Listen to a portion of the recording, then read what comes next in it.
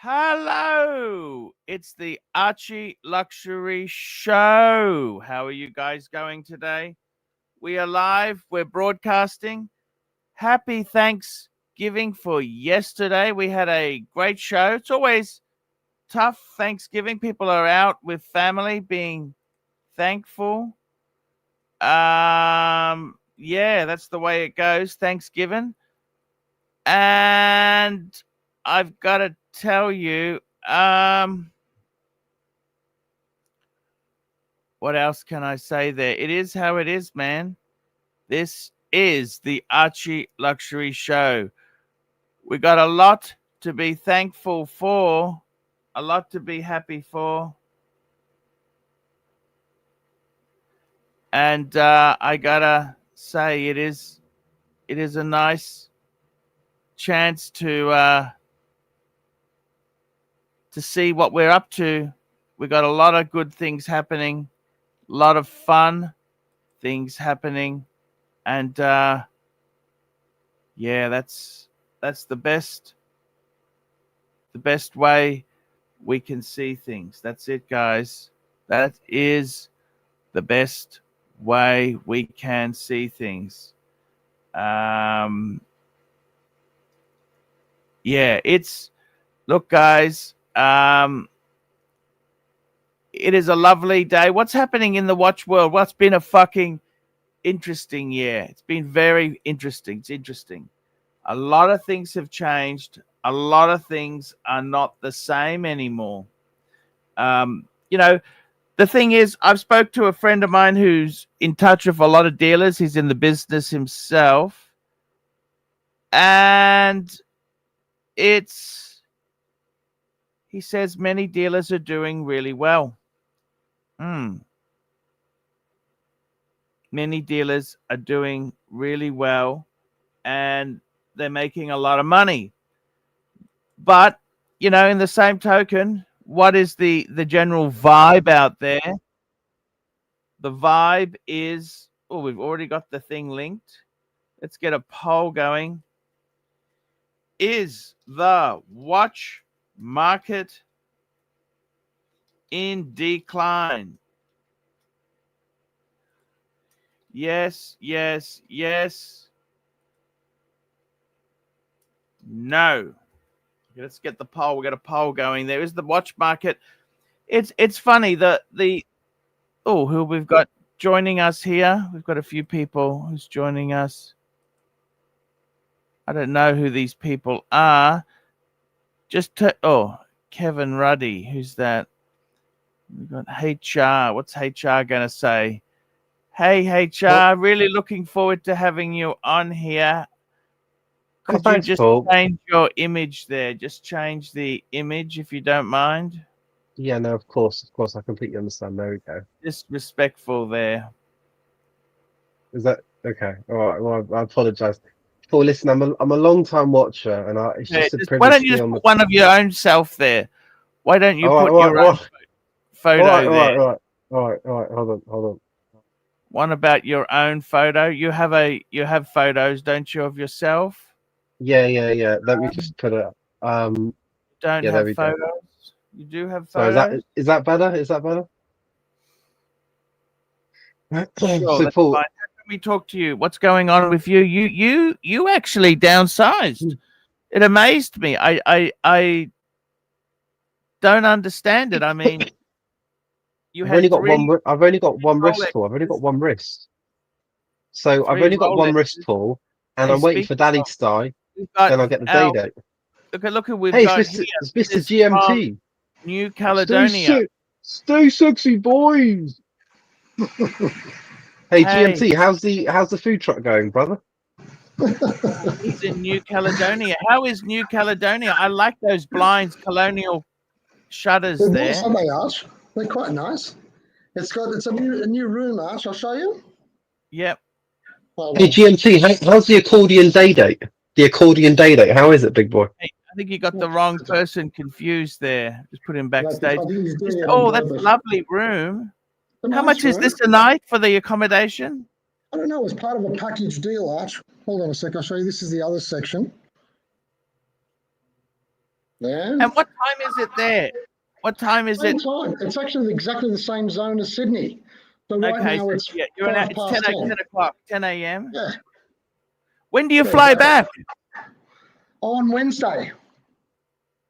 On Okay. Wednesday. So it should be nice. I mean, it's a good little trip. I do some free diving soon and stuff like that. It's good to get away. And what watch did you take with you? Oh, Explorer 2, of course. And the Pan, but I'm not wearing the Pan much. It's a bit hot for the leather band, you know? Yeah, I'm wearing the Pam as we speak. Well, show me, Max out so I can have a look.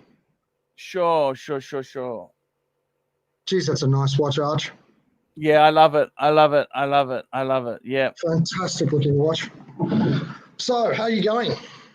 Hey, not too bad. Thanksgiving was yesterday. A lot of Americans celebrate Thanksgiving. We don't really have that in Australia, do we? Thanksgiving.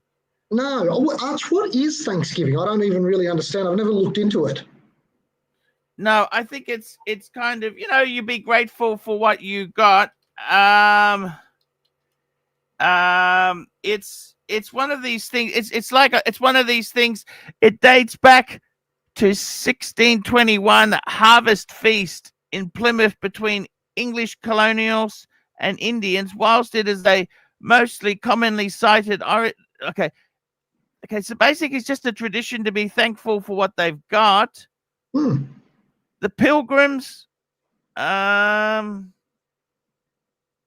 okay.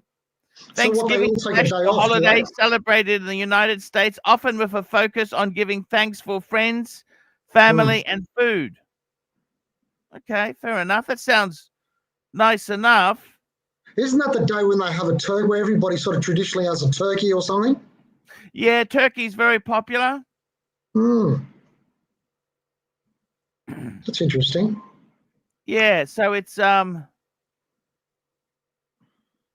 It was originally a day of giving thanks for the blessings of the harvest. So these were farming background. I got a super chat just come in. Black Cat 997, $10.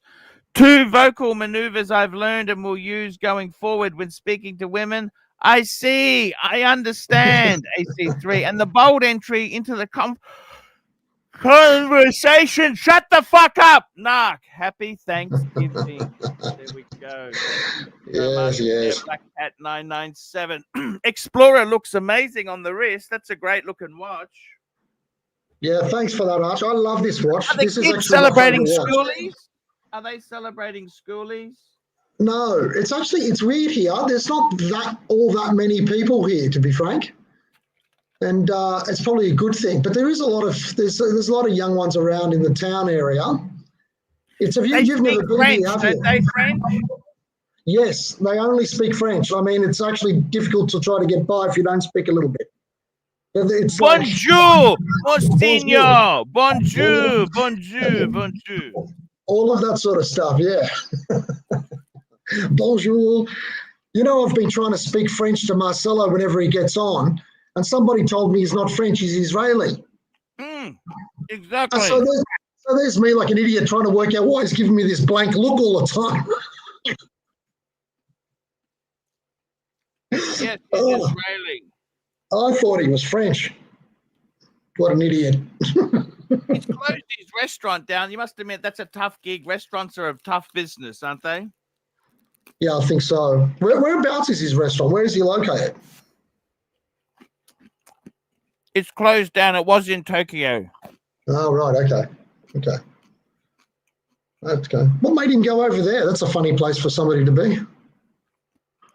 He met his wife, and she's Japanese.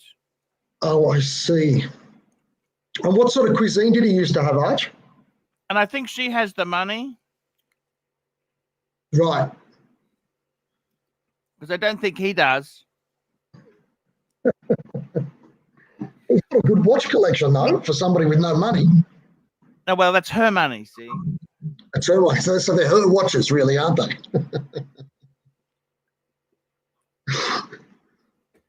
Business can be tough. I must admit, it's very tough to go to a foreign country Yeah. And try and carve out a business. It's very tough. Did you ever go to his restaurant? Have you ever tried his food? No, he wasn't that welcoming. I went to Japan. I was supposed to meet up, but he's a bit funny. Marcelo's a bit funny at the best of times. Right, okay. Okay, fair enough. That's interesting.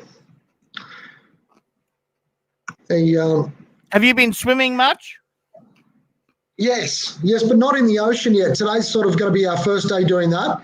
Yesterday we went to the main town and I showed my wife around that place there a bit through the centre, and we did a little bit of shopping and booked some other little side trips and things like that. And so today's going to be the first real sort of swimming day. Yesterday was really a little bit of by the pool sort of stuff. But to tell you the honest truth, there's nothing wrong with by the pool and just relaxing. Do you know what I mean? You get to a certain age where everything's a bit of an effort. Do you find that as well? Everything's a bit of an effort when you get to post 50.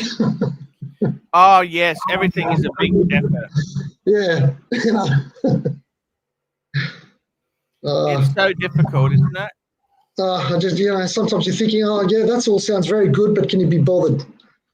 So, yeah, I think today's going to be a day of cocktails by the pool, I think, Arch. That's the best way of going about it. They've got lovely cocktails here. Pina coladas, sex on the beach, all that stuff, I like a little bit of that with all the little frills on it. I like to get the cocktail with the umbrellas and a bit of the fruit cut in and all the frills.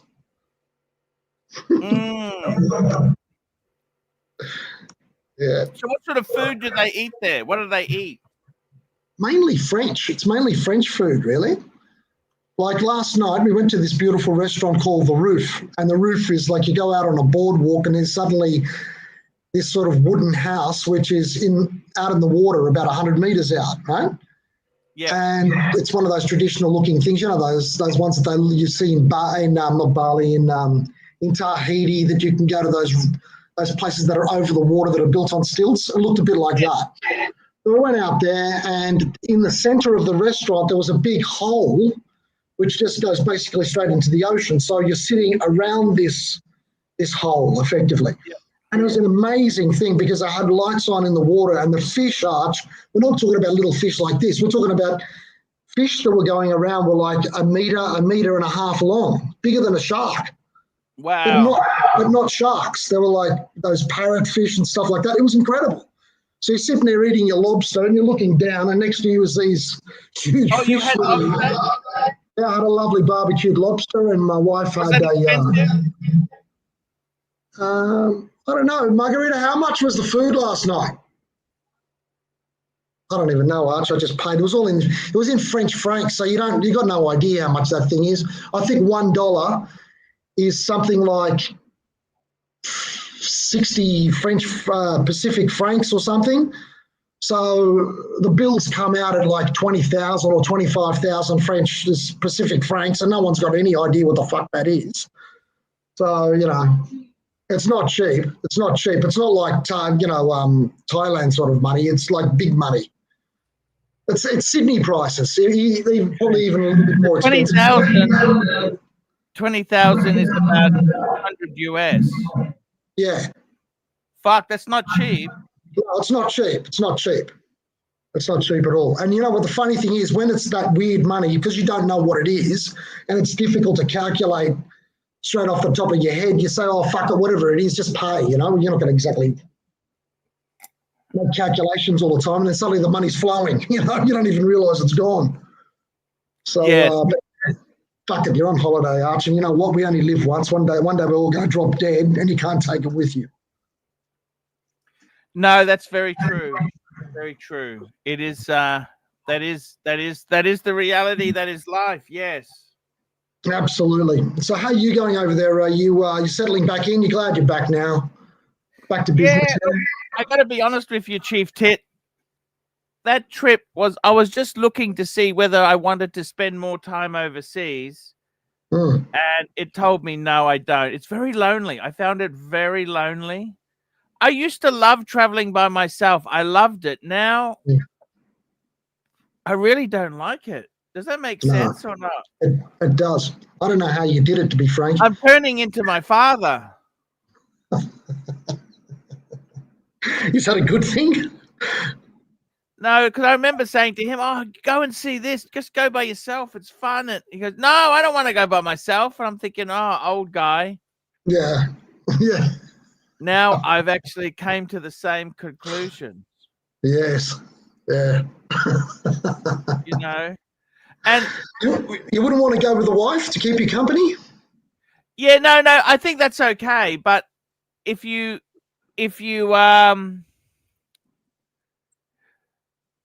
we're going to do some more travel together, but the problem is at the moment we've got one young one who's 19, so we're just keeping an eye on him for the next year. Once he's 20, we can go together. Yeah, I see. We don't like to leave him by himself for long, you know. Yeah. I mean, he's 19. I mean, no, I see what you mean. I mean, we left our two boys with my parents. Oh, look, here's a comment here. Arch, I'm 62. Trust me, after 58, you will love staying at home mainly. Yeah. Yeah. That sounds like it. You know, it's funny you say that. I have been looking up I've been looking up cars that I like. Cadillac, Fleetwood, Brogans, you know, these long. Did you ever remember Australia? We had Cadillacs here in the 90s, in the early 90s for sale. They were so expensive, but we did. I remember that. I remember those cars. They were ridiculously priced. Yeah. They would never, and the quality really wasn't Mercedes quality. I think that's why they've never really sort of kicked off in Australia, isn't it? It's because when we put them up in Australia against maybe a Merc or something like that, and you're checking it out, you're going, well, what are you paying for exactly? In America, they got their own sort of local kudos in a way, you know? Yeah, I'll show you what I was actually looking at there. I'll just bring it up on the screen for you. Give you so I can at least try and match. There we go. That's the sort of car I'm talking about. You know, Did we used to have those things? Sorry? Did we used to have those for sale in Australia? In Queensland, there was a dealership who was importing them. Because the other thing is, too, they're left-hand drive. To make them right-hand drive is a hassle, you know. It's not easy to just bring them in. But these were kind of the traditional. They don't sell these sort of Cadillacs anymore. No. You know, they got the electric Cadillacs in Australia. You know now? Yes. The dealership is actually very close to me. They're these SUV things. Yes. Would you ever? I don't particularly like electric. Do you? No, not really, Arch. I don't know what it is. I think I've got that classic sort of phobia of being running out of battery somewhere. It's just not my thing. And it's. Do you like them? EVs may not hold value as well as internal combustion due to rapid technology advancements. They have terrible depreciation. You know what I'm saying? Is it because they're talking about this thing with the batteries have got basically a 15-year lifespan, and then you basically got to buy a new battery, and the battery costs like a large portion of what the car costs anyway? Is that what it is? Yeah, I think that's partly it. Yeah. My brother's got a Tesla, and it's a nice car. What model? What Tesla's he got? He's got that Model 3, I think it's called. Some fast thing, a low slung 4-door thing. Yeah. I think that's what it's called, a Model 3 or something. Does he like it? He likes it. He used to have lots of sports cars and things, and now he's sort of settled into that thing, and he's got a Jeep as well that he goes for weekend stuff. Jeepers. They're considered one of the most unreliable vehicles to own. Yeah, but he loves his. It's a fluke thing, Arch. He's had very good luck with his one. Okay. He likes it. I think he likes what it represents. He's got one of those rooftop tents that pops up, and then you can sort of sleep in it. So he thinks to himself, like, I've got that. I can actually get in it and just disappear, and no one can no one can bother me. I think it's more of a psychological thing, if you know what I mean. Yeah. You know? So what are you thinking of the BMW? Are you going to keep that, or where's your brain going with that? Look, actually,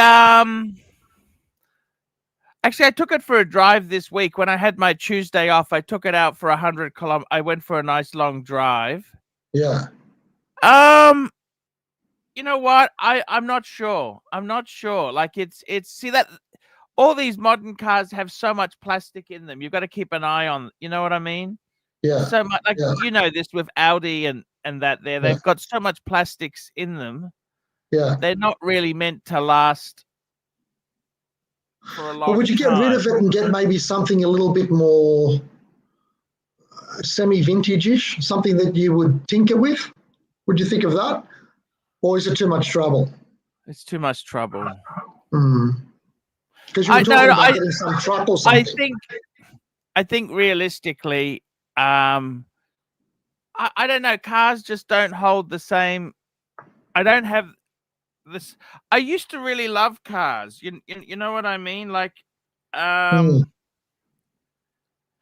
BMW never used to sell SUVs. You know, they were 3 Series, 5 Series, 7 Series. You know what I mean? Yeah. They've all sort of morphed into the same business model, haven't they? They're all selling the equivalent thing each. So you can always get the Mercedes version of this or the BMW version of that. They're all doing it. It's a bit ridiculous. Even Porsche jumped in with the bloody Cayenne. Yeah, and the Macan. Yeah.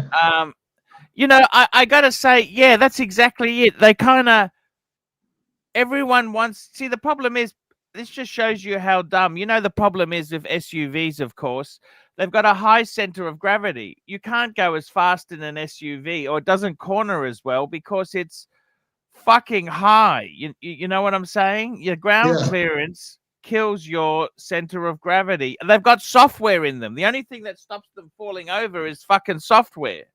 Yeah.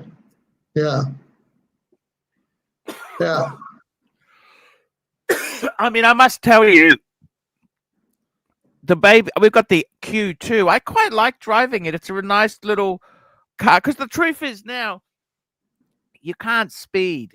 In modern society, you can't speed like you used to. So do you find that therefore that BMW of yours is a bit sort of wasted in a way for the conditions we got? Yeah, you can't really do anything. You know, I kind of I'm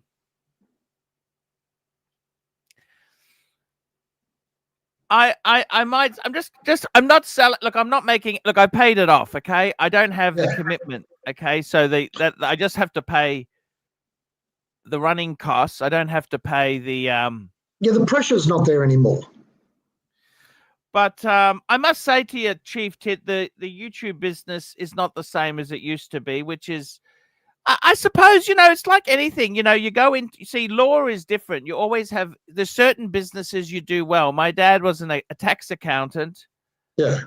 You always have to do yearly returns, right?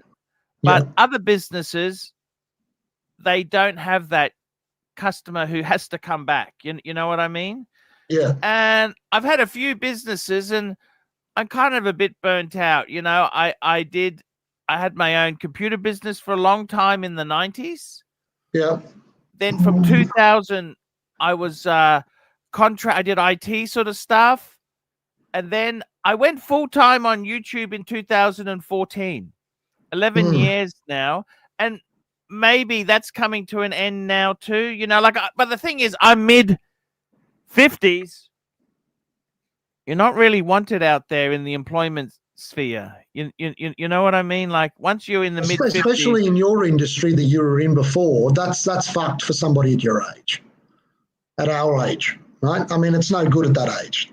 No, but exactly. There's some things when you're getting older, the money actually starts to flow easier. It's a weird thing. Like, to tell you the honest truth, with what I do, the older I get, the easier it is to make money, because it's there. You're starting to get that grey hair factor. People know you've been in business for a long time, and then they come and see you for their legal work. It's different. But with what you do, with the opposite is right, is true. No, that's exactly. We've got another super chat. Davey Smalls, $5. Thank you, Davey. What's safer in a high-speed collision, the SUV or the sedan?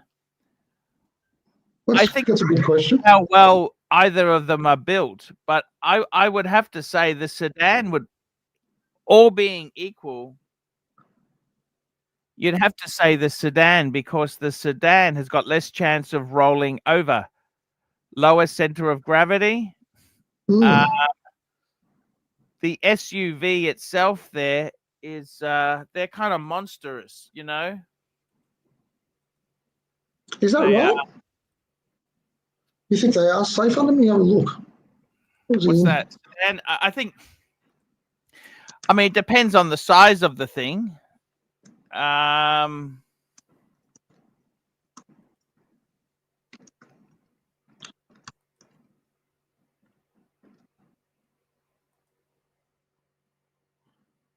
It's oh,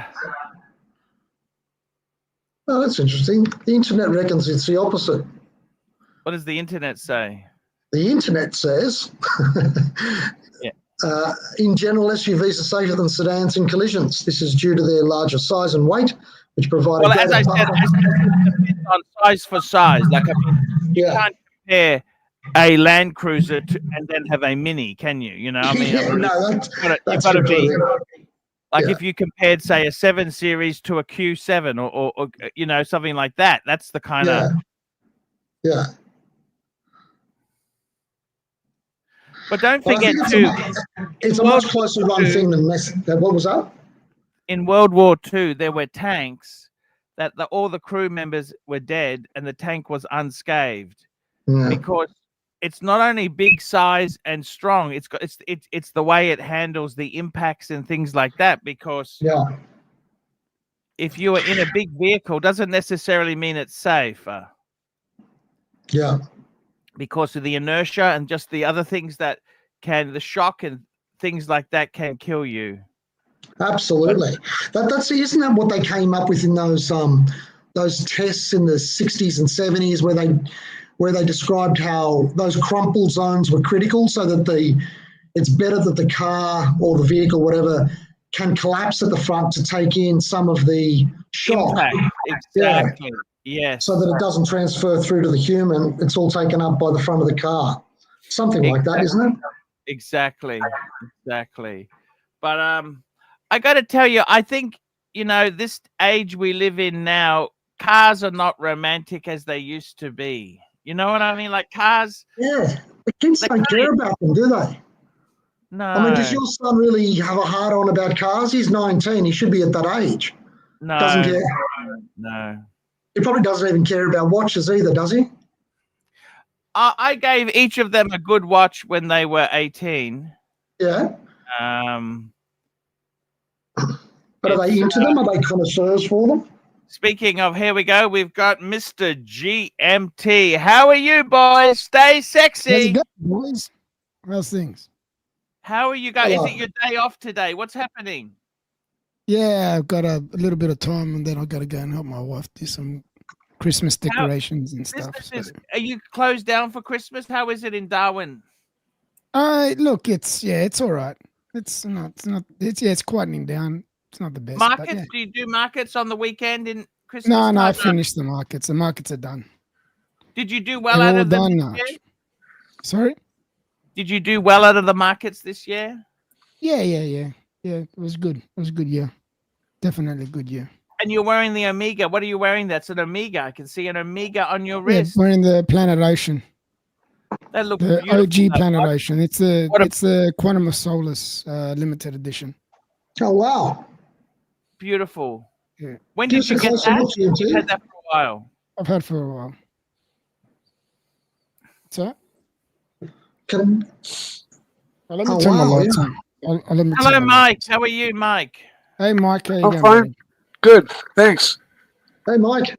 Okay. Hey, let's what's up, Ted? I before I logged on, I heard you guys talking about. Oh, love this. That's absolutely fantastic. Look at that. This is why I bought it. The main reason why I bought it is because of the dial. Is a broad the arrow? dial is, you know what the dial Oh, is? it's a Seamaster. Okay, it's a broad arrow Seamaster. GMT, tell me about what you see in the dial. What do you like about it? I just like the design, Yeah. the way they did. And you know what it's meant to represent? What? Anyone know? Can anyone guess? It looks like it's got a textured dial, huh? Yes, textured, but what is the texture? No idea. Tell us. From the gun when he holds the gun, the side of the gun, whatever it is. They call it knurling or yeah. You know how it's got that texture on the side of the gun when you hold it, his gun? Yeah. What's the name of it? There is a name for it, but I've got a gun, and it's also I've got a gun with with an arm's reach with it on it. It's a type of machining they do that makes little points out of each little. Foreman said it. It's checkering. It's what? Pinkering? Checkering. Tinkering? Checkering. Checkers, like checkers. Oh, checkering. Yeah. Okay, checkering. That is one of the things they do. I can't think of the name of the one I'm thinking of. You'll think another one, stippling. Stippling is another one. Hold on. So, James, that's a lovely watch, mate. Thank you, my man. Appreciate it. I've also got the same one, but in 42 millimeter. I love it. It's my favorite diver. In a 42? Yeah, 42. So what size is that one? It's a 45.5.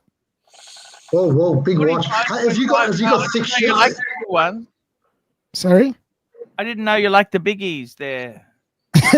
I like big ones. I like small ones. Doesn't sound good. That's what she said, right? Checkering. Mr. GMT, how was this year compared to last year? How is the business going? Very okay? similar. Very similar. Yeah, very similar. Depressing? Down a bit? I wouldn't say I was down, but it was the same. Like it hasn't gone up, but it also hasn't gone way down either. So I was happy. I was glad that it didn't go down. So just the same. I was actually expecting it to go down, to be honest. But it didn't. So, but the shop is a little bit down. So that's all right. One counterbalances the other. The rancher joins us. Hey everyone. Mr. GMT, you sexy beast, how are you doing? Good, brother. How are you? I am excellent. Mike the Snake, how is everything over on the left coast? Just fine. Outstanding. Good to see you. Thank you for asking. Yeah. How's everything in Australia? I'm in New Caledonia at the moment, buddy. Oh well, it's really good to see you. Lovely to see you as well. We're thinking about opening up a new office over here. What do you reckon? Thanksgiving for you? You know, overpriced, overcrowded, but my granddaughter was in fine form, and she literally was the evening's entertainment. So I couldn't have asked for a better Thanksgiving. Oh, well done. Beautiful. So, Clivers, what do you think? We should open up an office, a satellite office over in New Caledonia? What are you thinking? Okay, who should offer up? You mean you? No, you and I. I'm not licensed to practice there. No, we don't have to practice law here. We can practice American and Australian law here and do it that way. Of course, I was thinking maybe we could go to Brisbane and set up an abattoir. We could do that. Arch would be in for that. Arch, what do you think? Yeah, that's it. Exactly. Do some slaughtering from Brisbane together. Yeah, exactly. Yeah, that's exactly it. Yes. Those Black Friday sales, what is it like there? Black Friday sales, busy. Oh, Jesus Christ. Oh, like my phone. It's like every 10 seconds, there's an email or a text or something else or an alert. Fucking annoying, isn't it? Yeah. I stay home. I've never participated in Black Friday because they always advertise like unreasonably low prices and it's still, switcheroo thing. Like they'll advertise 58-inch television for $100, and they have 2 of them. And so you go in there, and the first 2 people grab them, and then they're all like, "Oh, well, we're out of those, but all we have are these here." And while you're already there, you end up buying a bunch of other shit. That, well, it's just like the tonight. I was told Bateman's going to be here, and I get on, and it's Mike the Snake instead. So it's it's the classic Bateman and Mike the Snake switch. The Bateman switch. Bateman and Snake switch. There we go. We got pickle, £2. Panel, buy anything for Black Friday today? Definitely no. I don't need. I'm trying to cut down buying crap. I'm going to buy Mai Tai, but not from Black Friday sales. I bought a couple of health things, so a couple of supplements. I'm buying some stuff for my mom. Not today though, but I'm definitely getting her a pair of electric heated slippers, because I don't know why it didn't dawn on me to get these for her years ago, but she has always had cold feet. Does she not walk? Does she not walk very far? I guess.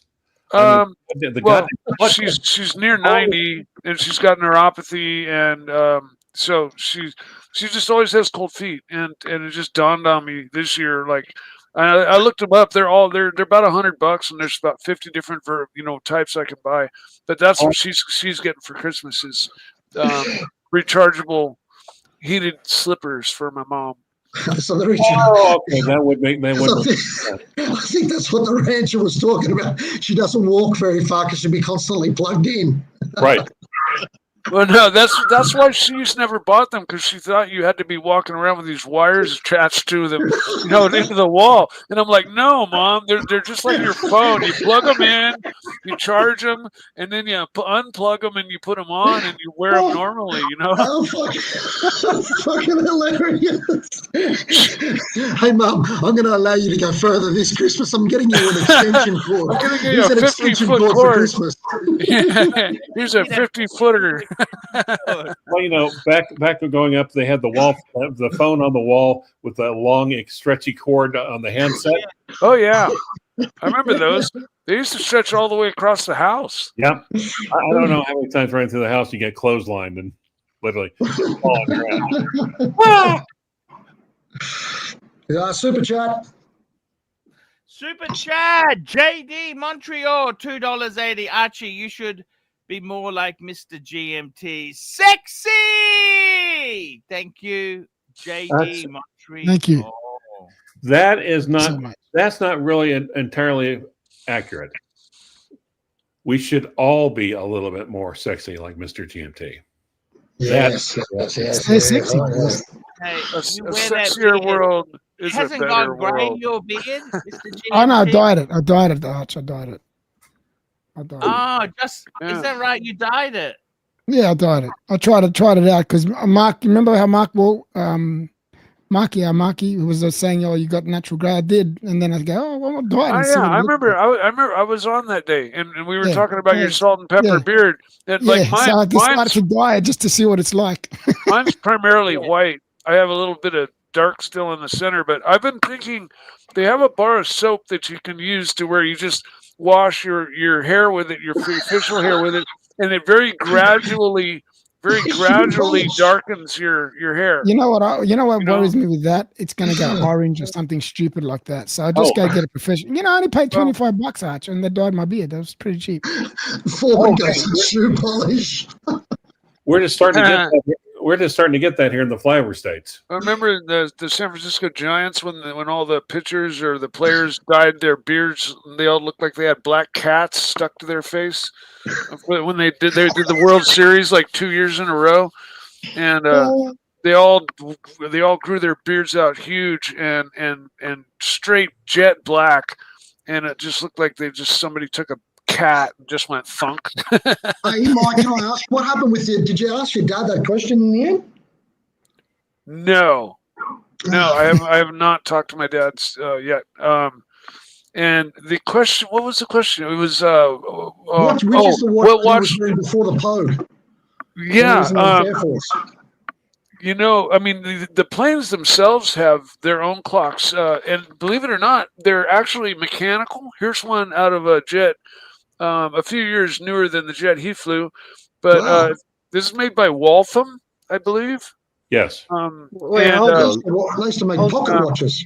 This is Hold a on. hand. Whoops! Oh Wait, shit! wait. We've got two Mr. GMT, Mr. GMT and Mr. GMT. I mean, what's going on? Stay sexy, boys. Stay sexy, boys. This is Who is hand that? wind. Just Hey, waking up. GMT, who is that malacca that's carrying on like that? I don't get it. Is that my luck? Wait, we got GMT and GMT. Is the Who is that malacca? He keeps coming on. He thinks I'm you. I think he needs glasses. I think so. Poor thing. He's getting old. You know what I mean? But what were you saying, Mike? Show us that Waltham again.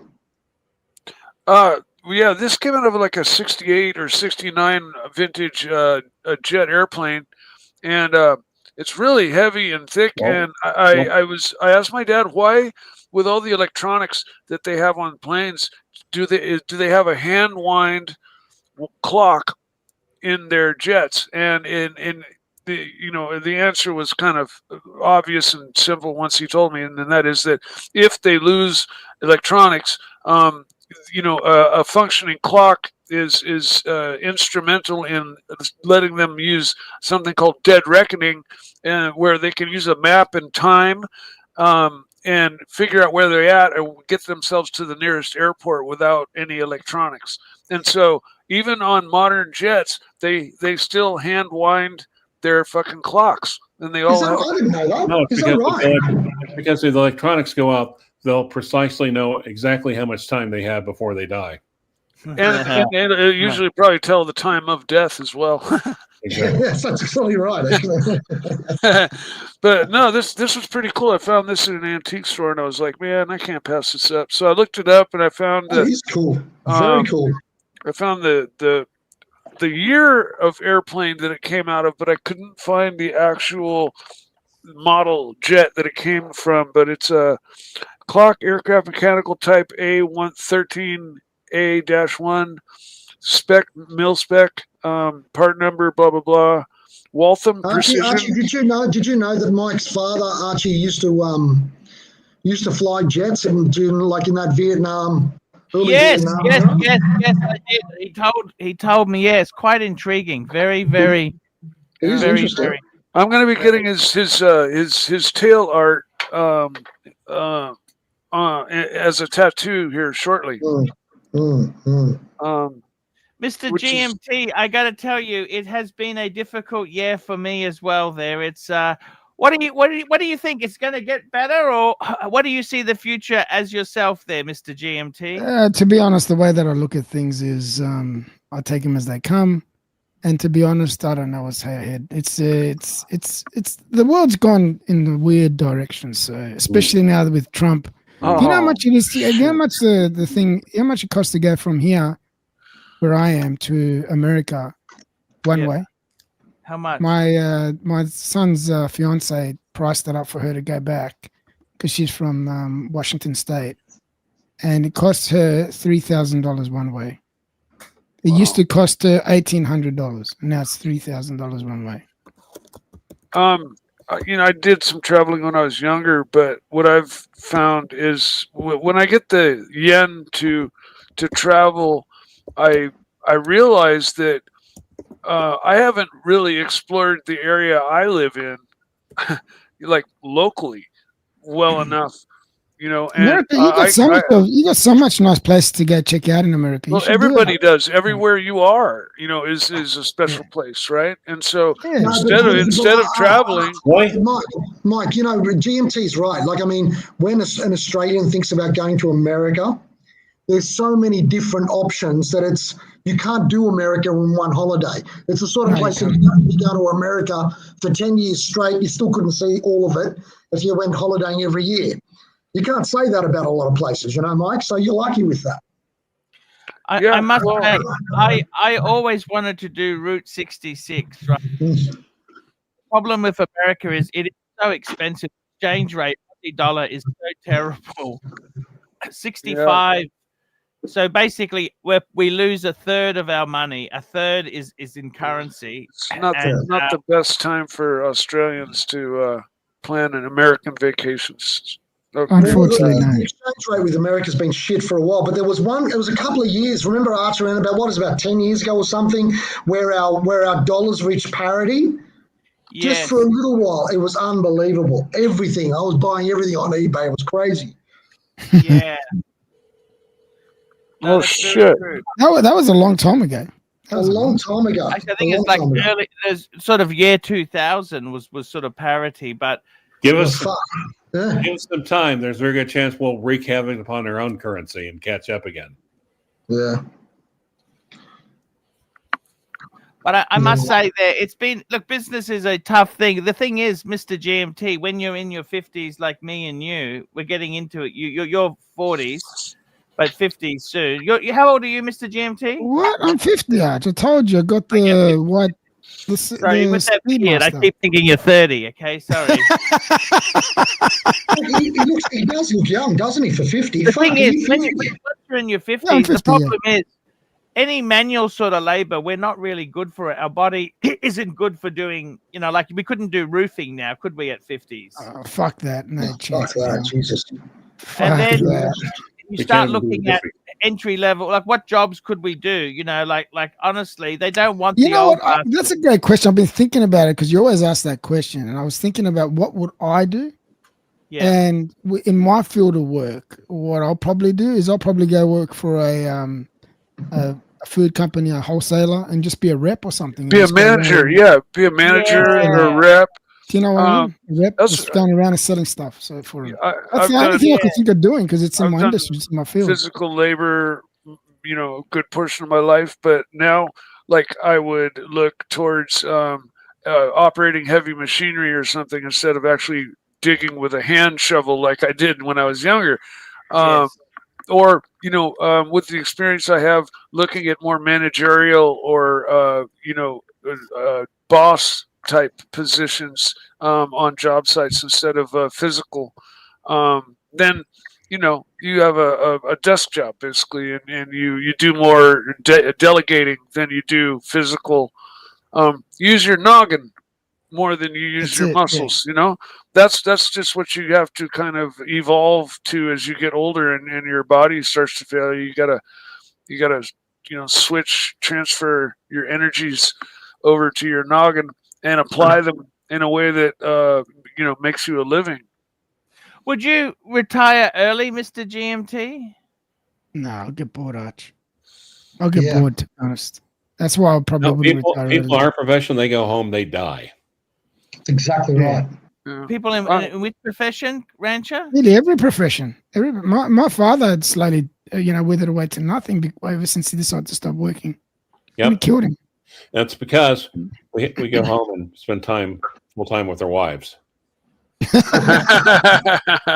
In my dad's case, actually, my mother was still working, so I don't know what his problem was. Now, are we asking what we could be doing in our 50s, or are we asking what Archie could be doing in his 50s? Because oddly enough, I happen to have a list prepared. Let's hear it. Let's hear it. We're 4 super chats for the day. I gotta actually consider some other options. Yeah, I think so too much. Well, okay, number 1, mascot for a steakhouse. Thank you. Number 2, you could go around Brisbane and giving interactive tours for tourists, but you would just do it on an ox cart, pulling an ox cart. And it would be Minnow Tours. Instead of Minotaurs, Minnow Tours. Yeah, that's a little physical, though. Well, true. But on the other hand, you'd pit like pneumatic tires. With today's drive system, electric drive systems for bicycles, you could literally like rig it up so that all you did was walk and had it actually powered. You have a little throttle on the handle. Yep. Undertaker be like says, a become rickshaw. an Undertaker, Archie. Become an Undertaker, Archie. Could you do that? Do you reckon you could do that, Arch? Dressing up. Okay. I think I could. I think I could. Yeah, you could. Going down. Look at doing something like that. There's big money in funerals, you know. Next on the list, Ladyboy QC test. Sorry, tester. I almost said taster. I don't know why I said Freudian slip. Here we go. You know what? I tell you what, it becomes concerning when you get into your 50s. You start to realize your options for employment aren't really there like they. When we were in our 20s or 30s, you could do anything, right? No, I disagree. Their options were, there are all sorts of options, but they're shitty, low-paying jobs. True.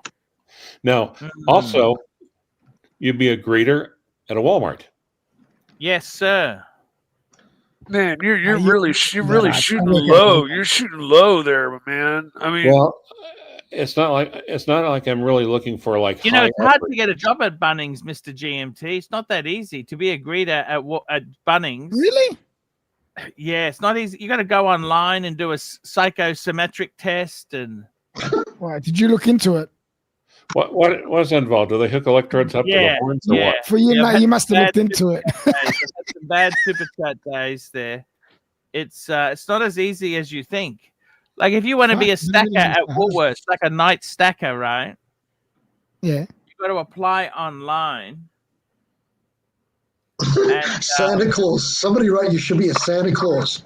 I reckon you'd be a good Santa Claus, Arch. I think you'd be a fucking great Santa Claus. Yeah, I'd love to see you, Santa. What you like for Christmas? That's a shitter, kid. A shitter. Yeah, no. Well, here's, but I also have a bad no. However, if they already have Santa Claus, maybe Archie, the next obvious choice would be one of the reindeer.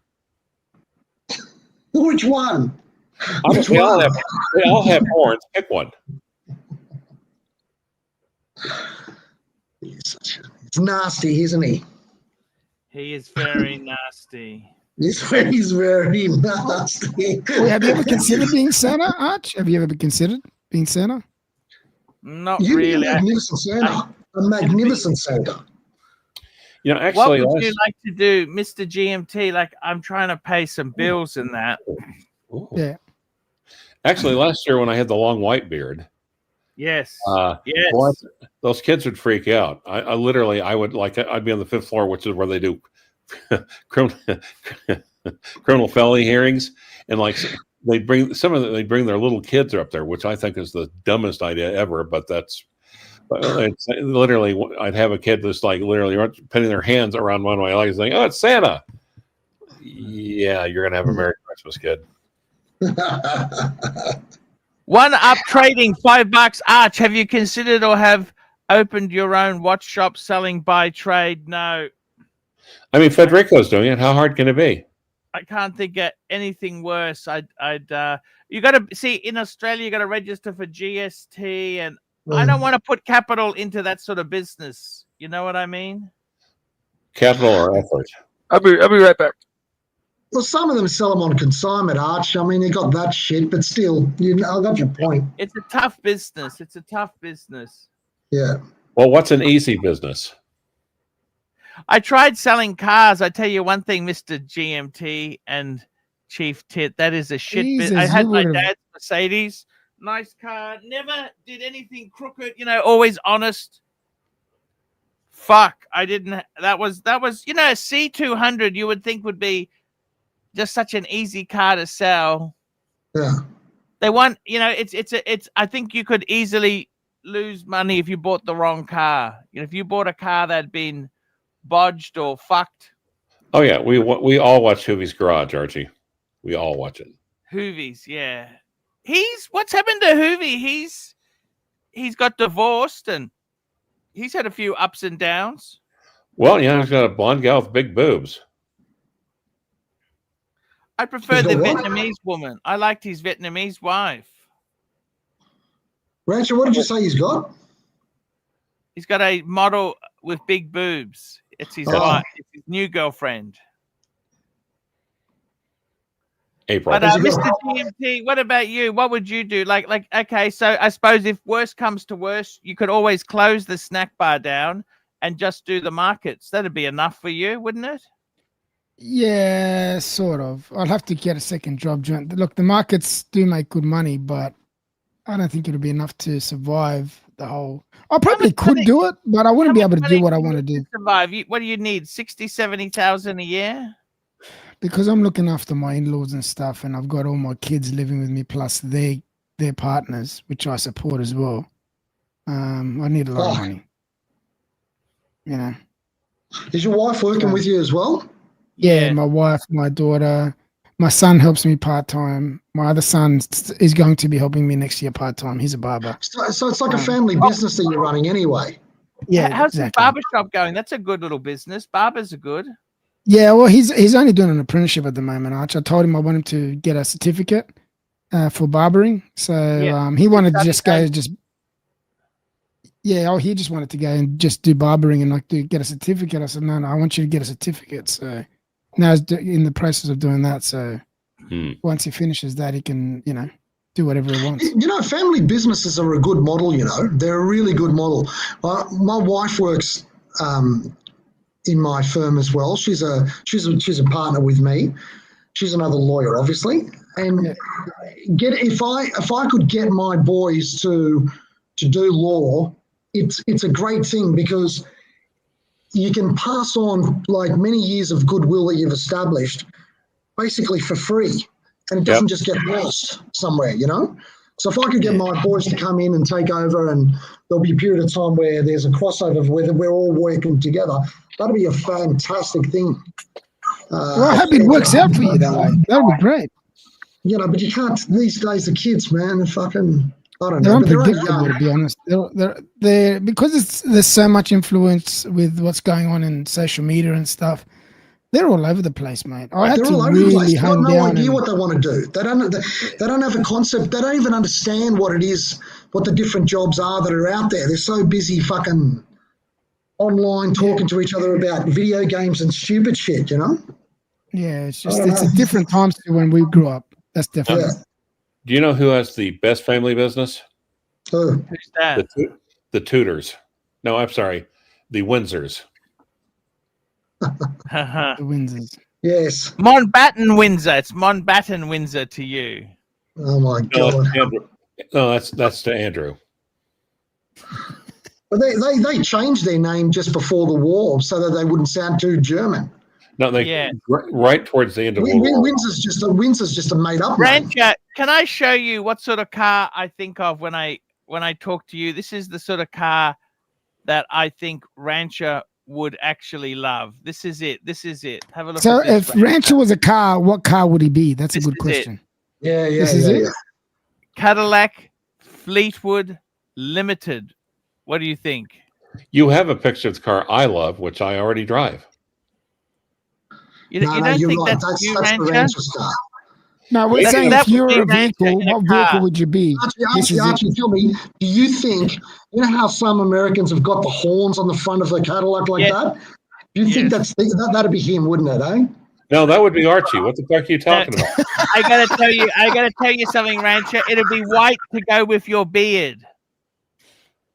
Yes. White we know what car. Isn't that an elegant car? I love what I love on this car is the rear wheel arches. Look, it's got that extra bit there to give you that. Yeah, we call those wheel pants. They don't make cars like that anymore, Arch. You know that. We call those wheel pants. They put a lot of effort into cars back then. Yeah. This is actually a 99. They made a few. Wait, I think someone's got their mic on. Or someone's got another window going. Rancher. No. Yes. This is you. You don't like it? That's a beautiful car. It's not garbage. Hold on. All right, so we know what Mike. What car do you reckon Mike would be, Arch? Mike would be a Pantera. Yeah, no, I'd be in a hot rod. Or a I'm saying, what car would you be if you were a car? Oh, if I were a car. Yeah, I'd be a Pantera or a race car. There you go. While we're sitting here, I got literally goddamn 9. Rose from the ashes.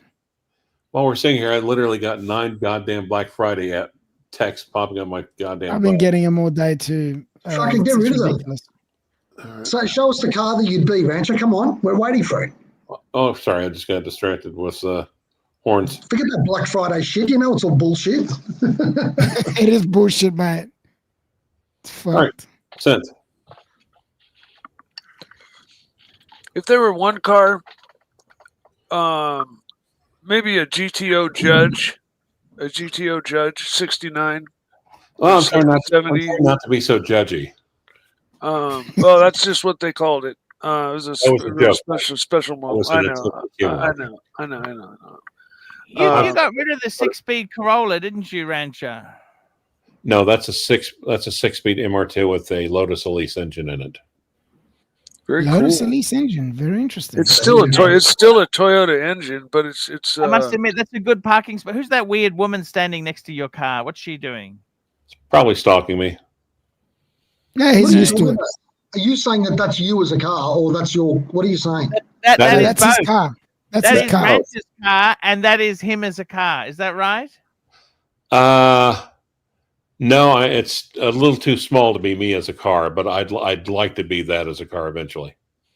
Now, What did the performance improve on this than the third generation MR2 over the second generation, which was like aesthetically like almost perfect, and then they went to this version, which aesthetically doesn't do anything for me, but did the performance improve like over the previous version? The wind through my hair improved because it's convertible. And I got to also, tell you something, Rancher. How does this compare to a Lotus Elise? Like, it's very similar, isn't it? Yeah, exactly right. Is this tongue in cheek, or are you seriously? This is probably a lot. That is Rancher's car. That's his car, man. Why don't you believe that? That's not you. This car is a lot heavier than a Lotus Elise. We're not talking bullshit here. This is not Rancher. That is not how I see Rancher. That's his car. That's how he identifies. That's how he wants to be seen. I don't know.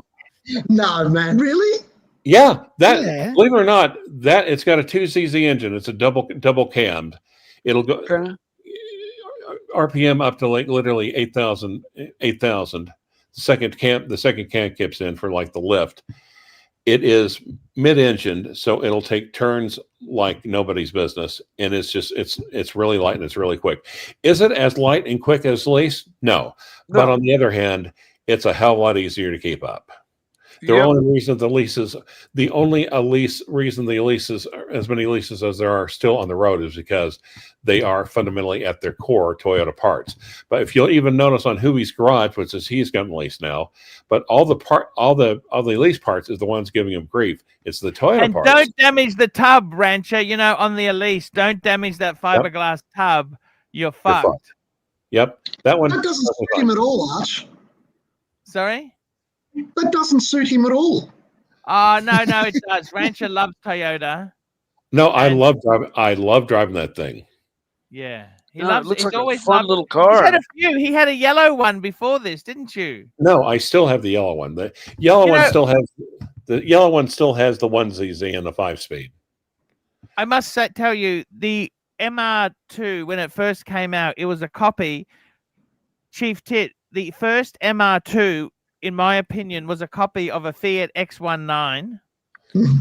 Very reliable and similar square lines. Yeah. The second version was like a baby Testarossa.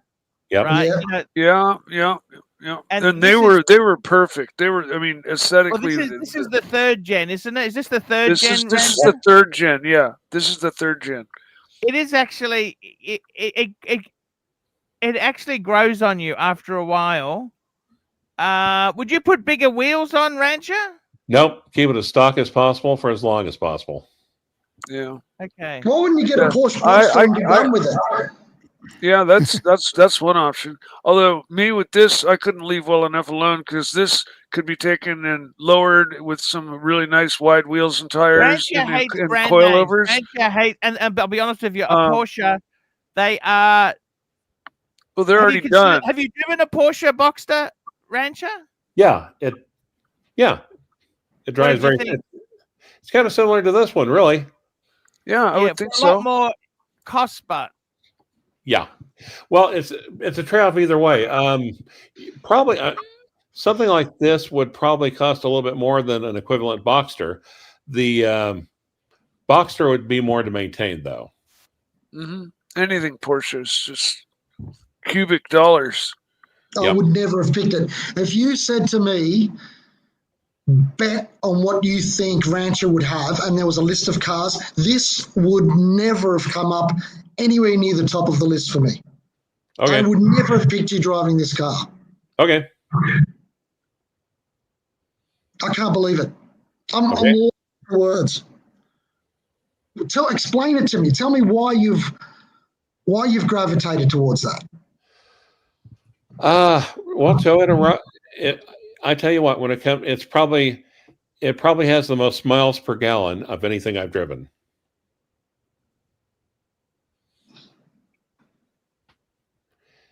Right. I enjoy driving it. I enjoy driving a 6-speed. I drive it a manual.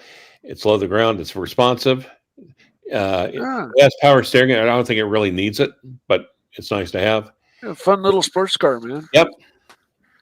And it's funner to drive a underpowered car fast than it is to drive a high-powered car fast. Slow. Or than a high-powered. Would you get an Alpha? Would you think about an Alpha? What about that Alpha? That little Alpha? What's that little Alpha? I've seen that. Good luck getting and the thing is also I've got a mechanic that knows this car inside and out, and he loves it. Yeah, that's the advantage of sticking with like Toyotas and Hondas and things like that. It's just dirt cheap to fix. You start getting into Alpha and Ferrari and any in Porsche and any of those brands, and again, you jump right into cubic dollars. Yeah, but he's got money. He's a lawyer. He's not fucking. He's not. Well, I'm just saying that's just one of the drawbacks. He's a criminal defense lawyer. He's not corporate. Which means he needs the fast car to get away from the client. Rancher likes to do interesting cases. Rancher likes to do interesting cases. Okay. That's the sacrifice you make, isn't it? You're committed to the law, Rancher. You are somebody who likes interesting cases. He's an interesting man, the Rancher. I also like paying cases a little bit better, but interesting ones are good too. What car is this? It's mine. That's a TT. That's the TT. What is it? That's a beautiful car. Is that an Audi TT? Yes, sure is. Yeah, those are based on the Volkswagen Golf. Yep. Nothing wrong with that. It's just take a Volkswagen Golf and put a TT body on it, and that's what you got.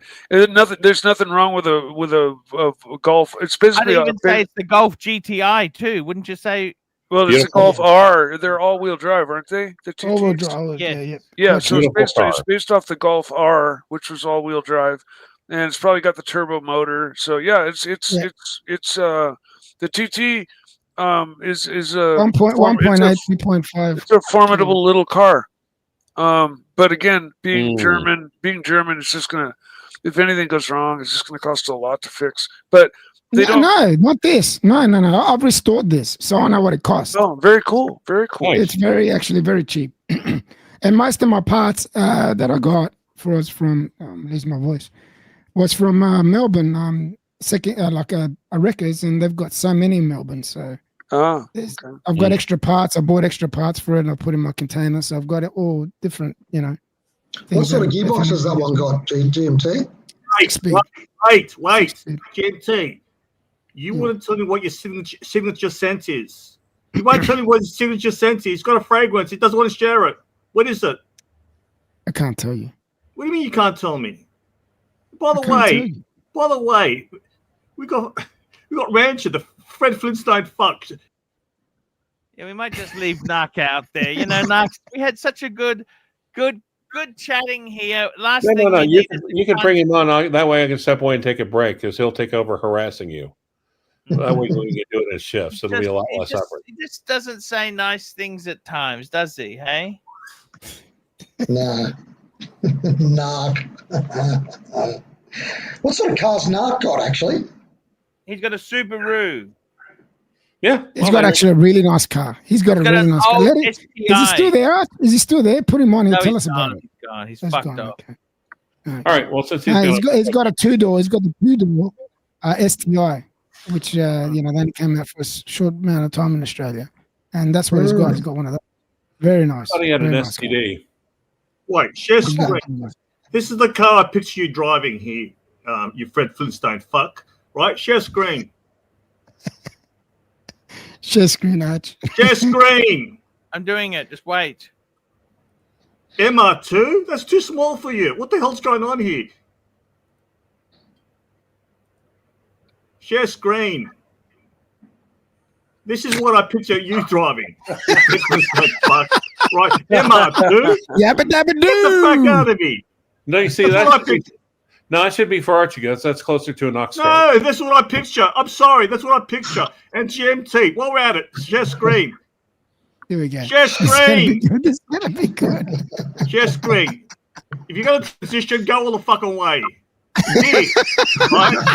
All the fucking way. What the hell are you? Seriously. The pussy got you good there. He got you good, the pussy. Those cars. That was one of the funniest things you fucking put on the show. No, seriously, you colour your beard, don't you? No, you colour your beard, don't you? Yeah, I did. I said I just did it for the I'm first telling you now. I wasn't watching. I'm telling you now. Right? I'm telling you now. You need a bit of silver. You need a bit of grey. It's too much. Look, I know. I just did it. It's too fucking much. Well, those old cars back then didn't have Shut the fuck up airbags. about cars. I'm on GMC with this fucking beard like a snake. Fucking cars. Get the fuck out of here. Okay, Right? fine. No, don't stop, Mike. Don't stop. Seriously, what do you use? Black? Beard for men. No, it's too much. And you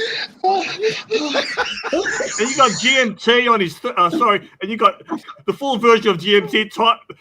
I was going to say Timely, fucking cheap stick on his third honeymoon, and he's streaming with fucking Archie. What a fucking idiot. I don't get you, Chief Tip. You should be fucking your fucking bitch of a wife. But you're here on the fucking stream with Archie. Oh, so funny. He fucking cracks I me don't get up. this panel. I don't get this panel. Hey, what colour did you use, GMT? No, I don't know. The hairdresser did it. Oh shit! I paid $25 and I got it dyed, man. Big fuck. No, the problem is, let me tell you something, right? They use hair dye, right? You got to use beard for men, use medium, and you'll have some grey. They dyed it. They use hair dye. No, that's not good. Yeah, but within a month it'll be. You look back to ridiculous. normal again, You bro. look ridiculous. It doesn't look ridiculous. It looks like an old bag I fucked back in the day with a. You look ridiculous. Mark looks ridiculous. He doesn't even turn his camera on. That's ridiculous. Fuck that guy. Hair dyeing in a relaxed format. Fuck, that picture made me laugh so bad. No, straight after the Flintstones bombed the pussy. What kind of car would Narc drive? You know what kind of car he'd drive? He would be in a police car, but he'd be in the back seat. he'd be in the back seat. You nailed it. Screaming and yelling in the back seat. Yeah, you stupid fuck. Get the fuck out of here.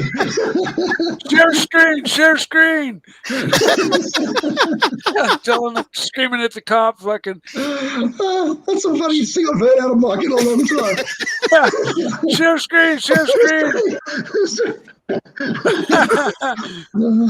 My handcuffs are too tight. Share screen. So basically, you're saying Narc can't even get in a car unless someone's pressing his head down. Pretty much. Oh, God. Oh, yeah, that's funny. Shit. Fuck, we had a good laugh. Fuck it, hell. That was Well, good. I got to go, guys. I've got to take Hey, I've thank got to you get so out of much the for pool. coming on, Chief Take Tit. care, man. You go and enjoy yourself there, man. That ocean looks amazing. Go and take some photos. Wear a hat, Bart. Wear a hat.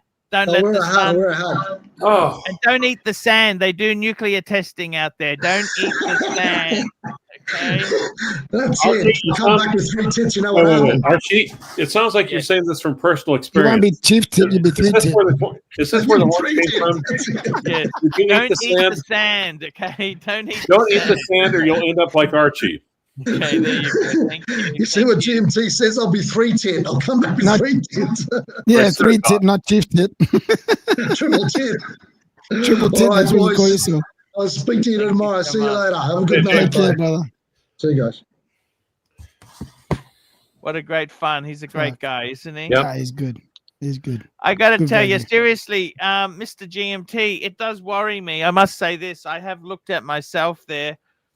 You know, I'm at an age. I've been out of my last job in paid employment for 11 years now. Yep. And I got to tell you something. It is very tough. You're looking into your 50s, and you know me and Mr. GMT are both self-employed, and it's looking pretty shit. It's looking pretty shit. You got to always try and have a game plan if he ever does go to shit like completely. You've probably already thought about it, and you've probably already had an idea of what you probably It gives do. me anxiety. Oh, don't worry, it gives everyone anxiety. Fucking, you don't want to lose your job. Well, he's thought about it, and he's put exactly 0 effort into it. I actually had a friend. I gotta tell you, you're gonna hear a restaurant business story. Go ahead. Far away. I got a friend who had a friend of a friend who had a business. He was growing mushrooms, and after and he was really entrepreneurial. He used to sell, these were high-end mushrooms to fancy restaurants, and he used to also go to the markets and sell them to the public. But after this mushroom poisoning in fucking, you know, that lady who used those poisonous mushrooms, they changed the law. They just made it so much tougher for him to run his business. So he's now working as a truck driver for Australia Post. Oh, it's guaranteed money. You work every day. Well, the only thing is, I don't have a CDL, commercial driver's license for trucks. You know what I mean? You Like know, that costs. That's you know, quite just between expensive. You know what I've got? What's I've that? got my MC license. Multi-combination. You know what that is? So what can you drive with an MC? In the trailer, semis with I think four towing fork. Wait. Road Isn't that the train. one? Isn't that Road the one train, who yeah. killed? Isn't that the one who killed her family? Yes. Kill the family. Well, see, Archie, that brings another thing up. You know, after all, you have been waiting for this inheritance. Just saying. You know. Well, what I'm saying is, you know, I get yourself. the truck license. It's very expensive, you know, Mr. GMT. And they're not cheap to do. I did mine about, I think it was about 20 years ago. I did mine just for the sake I hate of it, reversing. Reversing's the bastard, you It's know. the worst. Yeah, it is the worst. Trust me, it is bad. Yeah. Put it this way, because I haven't driven for so many years, I'll have to go do another course just to get myself a refresh. And you know, I couldn't just jump in one after how many years of not driving one and expect to drive. You drive automatic or manual ones? It was a manual one, yeah. Manual, yeah. There's like they got overdrive and they got like 15 They got- split gears. It's split gears and all sorts of shit. No, But Archie, now that most of them they've done them all auto. Most of them, it's just let me easy. ask Archie a quick question. Archie, can you drive a manual? Yes, I can. Good, because if you said no, I would have clicked off this panel immediately. I know. A manual is own. You know, I got to tell you, stick shift. The other thing I'd honestly like to get into is maybe selling cars, but that's so hard. Like I tried to sell. It's just a shit business. Oh, his ranch is gone. We've lost our rancher. What happened? You upset him? I don't know. No, he's okay. He's just. But I must tell you this, Mr. GMT, it is very tough, isn't it? You know what I mean? Like once you get to a certain age. Oh, he's back. Ranch is back. Once you get to a certain age, you kind of realize, fuck, what are you going to do if you needed to get a job? That's always on my mind. But like I said, my game plan is to become a rep or something and just go and, you know, sell the products that I know. So, because that's what I know. That's what I've got, I suppose. Tell me this. Or work for the postie. Be a postie, I don't know. What's better? Is it the markets is better or the actual snack bar itself? No, the markets is better. Markets is better. Do you need to have the commercial kitchen at the snack bar to make the food? Could you do it at home?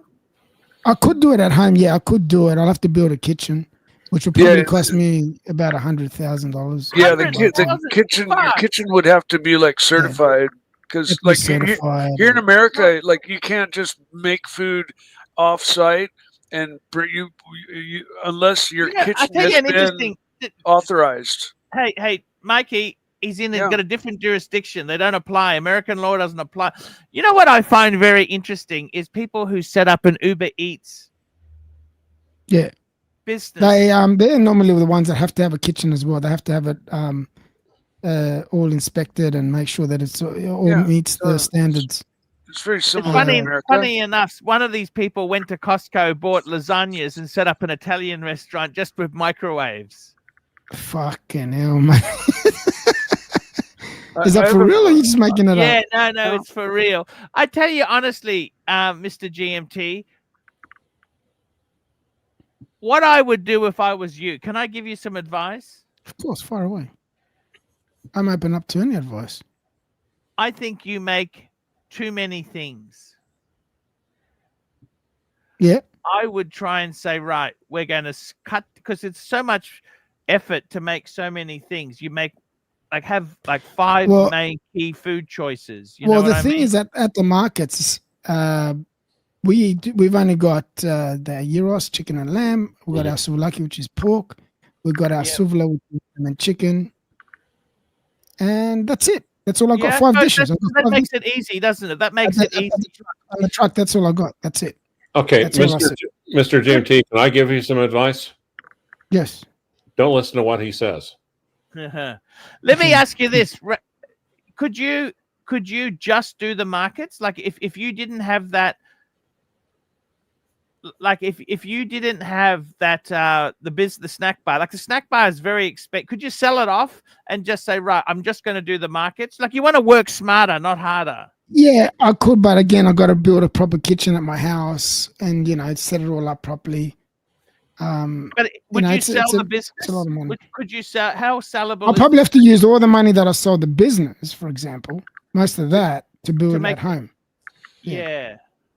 I have a friend that owns a pretty well-to-do restaurant in a town near me, and all of the food is made off-site, and they bring in what they estimate a good night's worth of meals is going to be.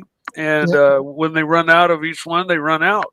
Well, we do something similar, but we prep it but we cook it on site. So they watch us cook it as we serve it. So we don't have anything cooked until we ready to start trading. So that way we don't have much wastage or anything like that. We can take it back to the shop and sell it there if we need to. So. Oh, okay. That's the best. That's why my mum structured it that way. Back we started in '88, and she structured it that way so we can, have no wastage. She didn't want wastage, so it was the best way of doing it. It's a lot more work. Don't get me wrong, but it's a big cost. It's a big cost in a food business. Of course. Do you ever have food like go bad or run like?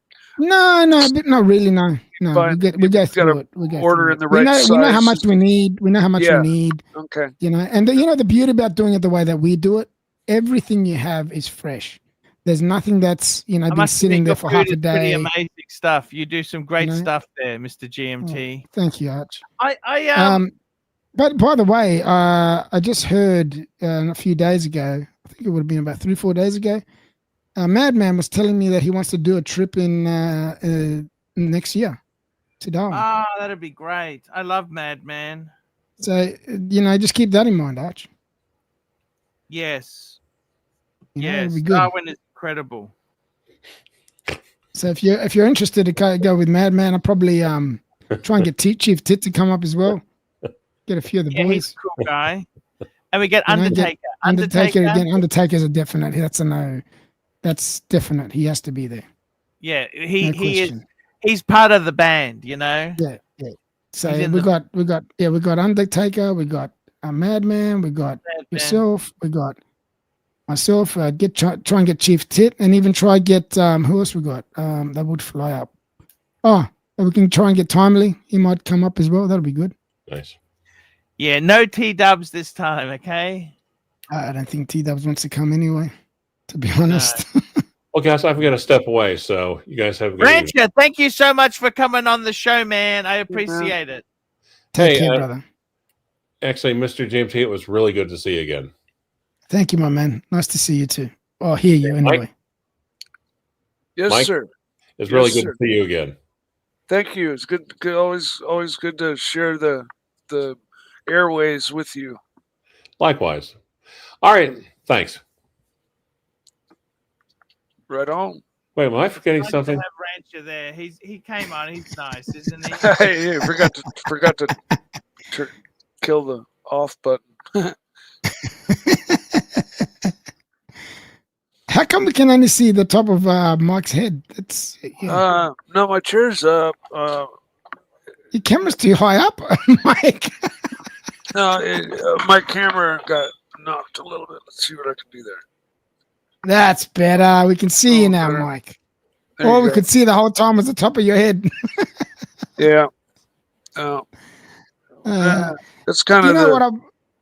Go ahead. What I've been looking at. I've been looking at the new Seamaster, Planet Ocean Seamaster Arch, and trying to compare this one to that one because this was the first generation. It's been 25 years. Is it 25 or 20 years? 20 years since its first release, and comparing the first one to the recent one.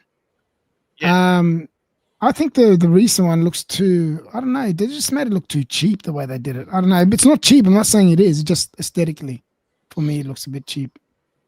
Is the Planet Ocean the really super giant one? Well, they've got a 42 millimeter, which they've also done in the new one, and they've got a 45. Okay. 25. Okay. Yeah. That's still not like insanely huge. No, I thought one of the companies, it was Rolex or Omega, made a big titanium dive watch that was like 50 or something, or 55. It was like really, really oversized. Not sure of the model. The reason why I like the original ones because they ended up they weren't an in-house movement, so they put the coaxial movement onto it, modified it, and they kept it reasonably thin. And which they've done in the new iteration, which that just came out this year. They've actually kept it nice and thin, but they got rid of the helium escape valve, which I like the aesthetic of both of those. So it's good. All right, you got a super chat. We got a super chat. Thank you so much. There, One Up trading $2. Arch, what's your favorite video you ever made? You know, I tell you honestly. I used to really enjoy making the videos. The streaming has taken over because you made some funny videos, but I did. I made some videos about death in Singapore. I kind of liked that.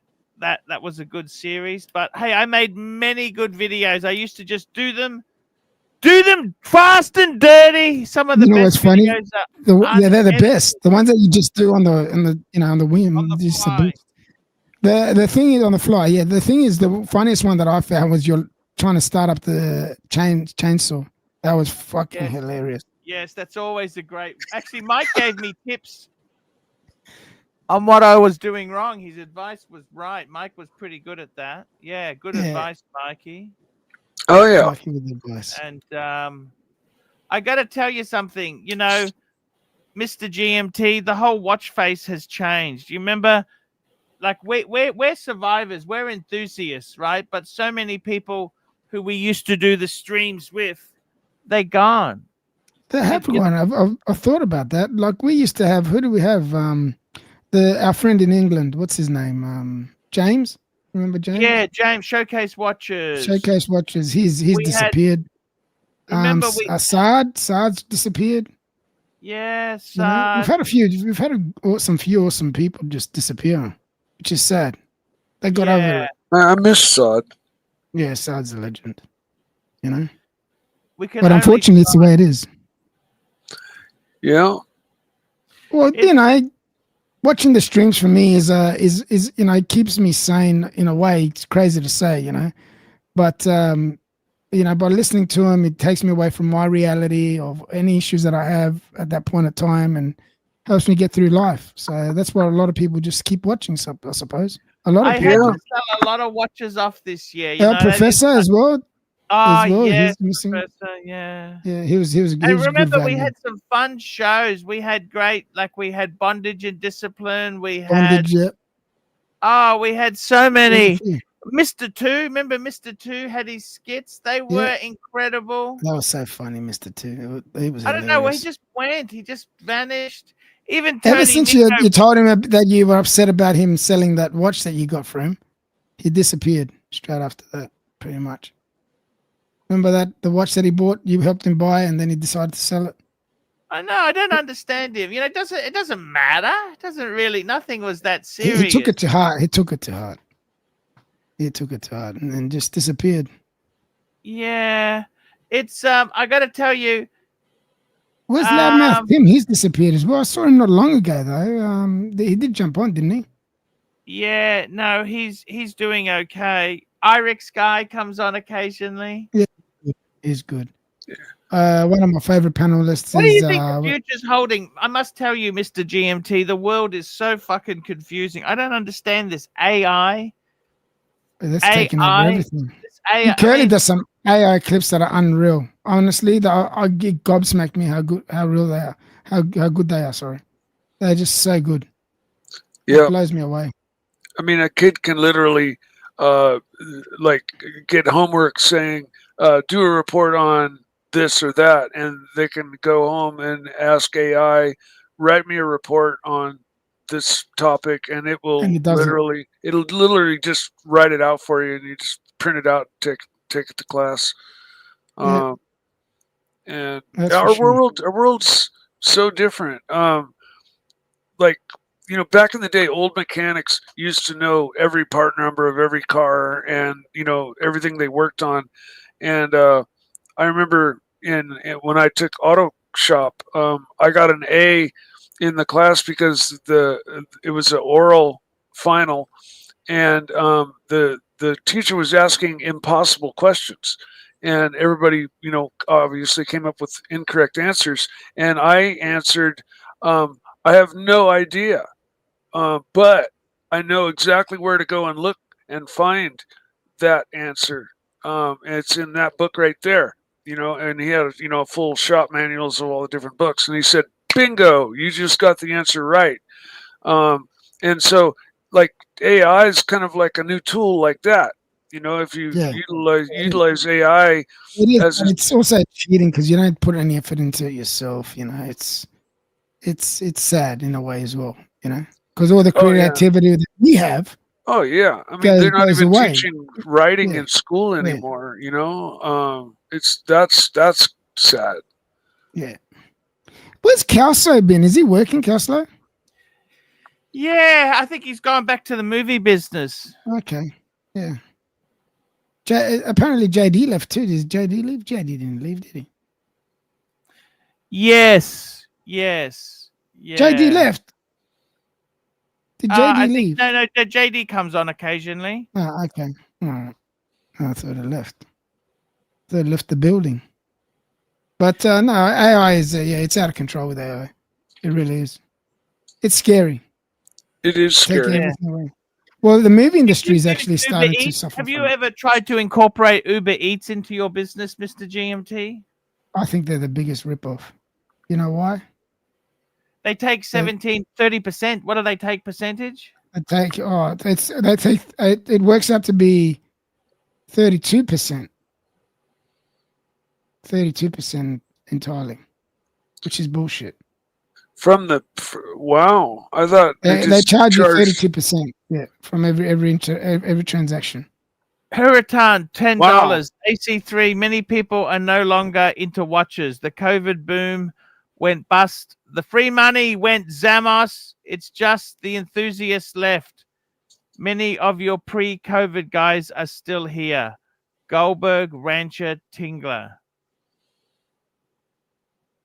Some of the OGs, yeah. Many people are no longer into watches. The COVID boom went bust. The free money went Vamos. It's just, he's not wrong there, is he? Hey, the times have changed. I've had to give watches to friends and my brother to get them into watches. Like, because it's like if you try to explain to them and talk them into spending money on one, they're just like, no. But when they actually get one in hand, then they become an appreciator like us. You know, they begin to appreciate the intricacies and the marvels that these little things are that we love so much. Yeah. Well, because today everybody's just wearing an Apple Watch, and it does 50 more things than any mechanical watch could dream of doing, But I still would take a mechanical watch over a electronic watch any day of the week. We're a little bit old school to the newer generation. New generation look at things differently to us. GMT, I want to ask you something. Yes. Arch, far away. I mean, seriously, right? I kind of look at my business and it's kind of, I don't want to quit work, but I may have to live on a lot less. That's why I sold some watches off. Okay. I sold a lot of watches off. When do you see yourself possibly gearing down a bit, Mr. GMT? You're 50. I don't know. I don't think I'll be gearing down anytime soon, Arch. Why is that? Because I don't have the opportunity to do so. Unfortunately, the way that my life is. Until my kids decide to, be on their way, which I don't, I tell them to, but I want them to do it when they're ready. I won't have any time to myself. So it's, you got a lovely house in Darwin. You got such lovely room there. You can do your own thing. You know what I mean? I've got a lot of room. You've seen my house, yeah. You've been through my house, so it's lovely. You got a beautiful home in Darwin. Yeah, it's a family home. It used to my father-in-law built it. We had a cyclone last week, which was a little bit scary.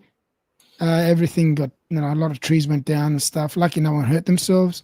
At the moment, it's just sunny. Yeah, just waiting for the next storm. That's how I see it. You have the weekends off now at the moment? Yeah, but I still go into the shop and do things, and I do things around the house. My wife goes to me, look, I need time to get all the stuff out for Christmas because she wants me to give her a hand. Go do what you want. Go on the streams to speak to Arch, do whatever you're going to do, and come back and give me a hand later on. I said, okay, no worries. So I just thought I'd jump on and, have a chat. We got another super chat. Frank V, $2. Material luxury stuff is out. Securing your funds is in. Yeah. That's true. Material luxury stuff is out. Securing your funds is in. Material luxury goods is out. Yeah, I definitely agree. Well, you've done that, Archie. He's doing what exactly what he's saying is what you've done. Do you know what I mean? You've sold your watches to secure your funds, to secure where you've got your debt. It's true. It's not a lie. It is very true. When COVID was on, you had all sorts of awesome watches before the robbery and after the robbery. So you've got another super chat, Arch. We got another super chat from Hurritan. $5. $5. Let's see how well your panelists. Are they pre-COVID or COVID? Doc BBW, that's pre-COVID. Ron the Shrink, pre-COVID. Mike the Snake, well, that's actually COVID. That'd be COVID, yeah. Tim Wright was post-COVID. No, it was COVID. It was COVID. COVID. Yeah. Zane was pre-COVID. JJ was COVID. Curly, COVID. Hisham was pre-COVID. And producer Mark was pre-COVID. There we go. I got to say, it is scary. When you're in your 50s, right? I don't feel older than when I was in my 40s. You know what I mean? Yeah, you don't. You don't feel like it. You don't feel like you're that old, Your mind says that, but your body says otherwise. You do certain things that you thought you could do in your 40s, and it's not the same. Thing is, I years ago I did taxi driving. Fuck, I don't think I could handle waking up at 4 a.m. to do that. Your phone, Mike. That'll be the phone, Mike. I don't think I could do that now. Like I honestly don't like waking up early if I can avoid it. Oh well, I always wake up early regardless. My body clock works fucked. This morning I woke up at 2, and then I've got to get back to sleep. So I just went to the toilet, laid down, and went back to sleep again. Then woke up at 6. Normally I'll wake up at about 3, 4 o'clock. It's just my body clock work. It's pretty fucked. Just the way. Unfortunately, it's the way that because of work is the way that I am. I reckon once I retire, I'll probably get more sleep, be able to sleep more, change my sleeping habits. So, could you get one of the kids to take over the business? None of them want it, Arch. No. They don't want it. They don't want it. They're happy for me to run it, and they come and help, but they don't want to run it themselves. Do you know what I mean? It was different when I was helping my mother because we were all in together. She put me part of the business, you know, and I helped and then eventually took it over entirely, which I bought her out and gave her share. You know, my kids are different to me. They're a different generation. They just, I don't know. It's hard. I tell them they're not interested. So eventually I'll just sell it, and whoever takes it, and, you know. Is it a good time to sell it at the moment, or you'd want to wait a bit? Look, to be honest, the way that Darwin is at the moment, it's not a bad time to sell because a lot of people are looking for businesses. And I've even had an offer started this year, for someone to buy the shop, and my wife declined the offer. She said, no, we're too young. She wants to work it a bit more. So, or else I would have sold it and just did the markets, but she didn't want to because she knew that the markets isn't, you know, going to be able to get us through the wet season, get us through the dry season, but we can't put any money away to go forward in life. You know what I mean, Arch? So, yeah, that's how it was. Tell me this. Would you ever move to a different state? Are you permanently stayed in Darwin? I love Darwin, Arch. I just love the lifestyle. Yeah. It's just so laid back. It's easy. You know, it's just, there's no hustle and bustle. You're right next to Asia. You know, I can go. It takes me like 50 minutes to an hour to get to Bali if I want to get out. Have you been to Bali much? No, I haven't. I haven't ever been to Bali. I want to go. It's so convenient, easy to go to Bali. No, but I'm just saying, not just for myself, for anyone that lives in Darwin. Yeah. You know what I mean? Hurricane, $5. AC3. Give me 3 reasons why Batman is better than Superman. Yeah. Batman is better. I don't think they're different. They're different. They're not better. I think Batman, who can stop a locomotive, who can faster than a bullet. Well, Batman has a lot more cool toys. Batman has cool gadgets and Batman cool has vehicles. money, a lot of money. Yep, all right? yeah. He's got the intelligence. He's very smart. He's smarter than Superman. Okay. Yeah. And what else is there?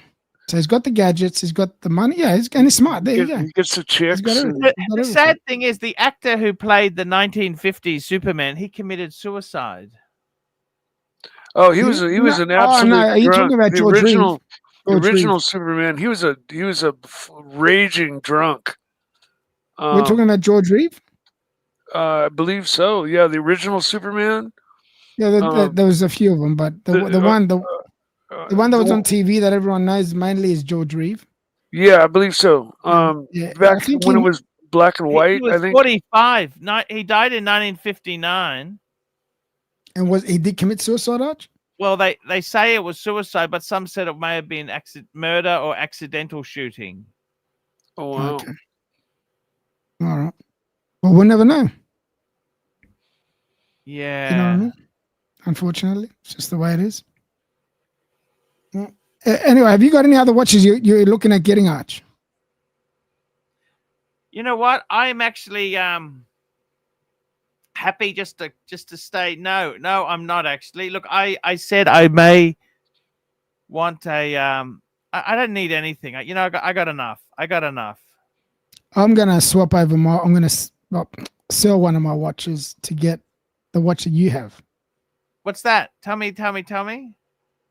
I want to get rid of my Tudor Pro and get your the GMT what's it called? Explorer 2 Polar. Ah, yes, yes. I really yes. when I saw it on your wrist in Darwin, Arch, I fell in love with it. Yeah, it's a great watch. That's a beautiful watch. Yeah, it's a beautiful watch. Yeah, you actually made my mind up when I saw it. I like the Tudor's nice too. Yeah, beautiful watch. Tudor's nice. You know, but I'm thinking I'm not sure if I should get the 40 or the 42 Arch. That's the thing with my wrist. Yeah. I like both. Actually, I got a lot of respect for both there. It's a great watch. Can't go wrong. I must say, you know, Mr. GMT, it's been an interesting journey we've been on. You know, it's been a very interesting journey. And well, if you look back and how our collections are, they've changed, dramatically. Unfortunately, money's not flowing. You know, money was flowing a lot more. You know, even coming on everyone was buying this, and you're in a different mindset now. The buying has slowed down, that's for sure, and with everyone. There's, not just here in all the aspects. So I know that's slowed down, and that's because the economy is not as good as it was before. But the governments were giving gone up. You know what I mean? Costs have gone up, haven't they? What do you think? Extremely. You know, what do you do? But we'll survive. We always do. If we don't, it's the end of the road. Disaster, like the does it worry you if the business if you I'm a bit of a worrier. I don't know about you, Mr. GMT. Do you worry? I can see that. Yeah, look, to a point, but I used to be worse, Arch. But now I've learned to switch off and not think about it as much, and take it as it comes, and deal with what the problems when they occur, when they arise. Because otherwise I just end up fucking breaking down and having a stroke or a heart attack or something stupid like that, stressing over shit that I can't control. That's how I look at it. I try to avoid that sort of shit. But I got to admit, I did think about it a lot in the past. And it's not good for you to worry, Arch, because, you can end up, having a heart attack or a stroke or something stupid like that from stress. It's not good for you. No. Unfortunately, I think it's as we get older. That's why I think my channel does well. Is that it is fucking lonely once you get into middle age. You know what I mean? Like it's hard to relate. I agree. Do you know why? I've thought about this, and I know why. Because for me, I'm a little bit of an exception to the rule. But when you're in your 50s and you did have a family, or you do have a family, your kids have moved on. They go and do their thing. They're concentrating on their own lives. Before, you used to look after them. They used to be in your life. So that disappears. You know what I mean? Things like that change in our lives when we're in our 50s. Mr. GMT, I used to take my 2 youngest kids to school every day. I would pick them up, make sure they had hot snacks. They wanted a hot snack after school. And I was talking to the second youngest. He's studying to become a teacher. And I said, I miss that. I was talking he came over last night. And I said, man, I missed it. How you guys would pick you up. You'd have band practice on a Thursday. We'd do this, we'd do that. And it's you miss all that. You miss all that, don't you? I'm lucky, Arch, because I've got a 6-year-old daughter. So you got a 6-year-old daughter? What? Say that again. Yeah, I've got a 6-year-old. You're joking. Yeah, I've got 4 children. I've got 2 girls, 2 boys. So my first one's a girl, my second one's a boy, my third one's a boy, and my fourth one's a girl. How old are they? 25, 22, 17, and 6. Holy shit. Yeah. So, but you know what? By having the little one in my life at this time, she keeps things interesting. I've got to admit. Yep. You know what I mean? I didn't think so. I was a little bit like, oh my God, I'm going to be 50 soon. Or I was in my mid 40s when I had her. And, now she's, 6, and I'm thinking, fuck, I'm going to head into my 50s. I'm going to have a young kid. But you know what? Best thing that I ever did. Best thing that ever happened to me. It's like it was a blessing from God. It really was. It's just, she keeps things interesting. It's never boring. You know, she's really a happy-go-lucky child, which I'm lucky she's not a whinger or anything like that. And it just makes it fun, you know. Yes, that's fantastic. It's all the things that you said just then. You know, all the things that you like to do. You like to get home and make them their lunches and stuff, and you know. So she gives me that she gives me all that back again. But at the start, I got to admit, I was a bit, you know, oh shit, man, is it gonna, you know, it's gonna be tough. But you know, it is tough, but it is also good. I think that's normal. Yeah. I mean, whether it was a mistake or thought out, you know, having. It definitely wasn't planned, Mike. It wasn't planned. It wasn't planned. Well, I'm just saying, either way, it happens. You know, it changes you. You know, and you know, the young ones bring a lot. They bring a lot into your life. You know, you being their mentor and being there while they experience everything anew, you know, for the first time, is, you know, it's fulfilling. That's for sure. That's for sure. I'd love to have a kid, but and if I found the right person, I'm old, but I still would consider it if I found the right person to have a kid with.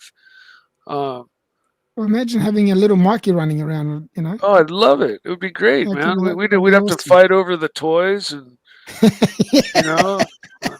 Who gets to play with it first? Exactly, totally, man.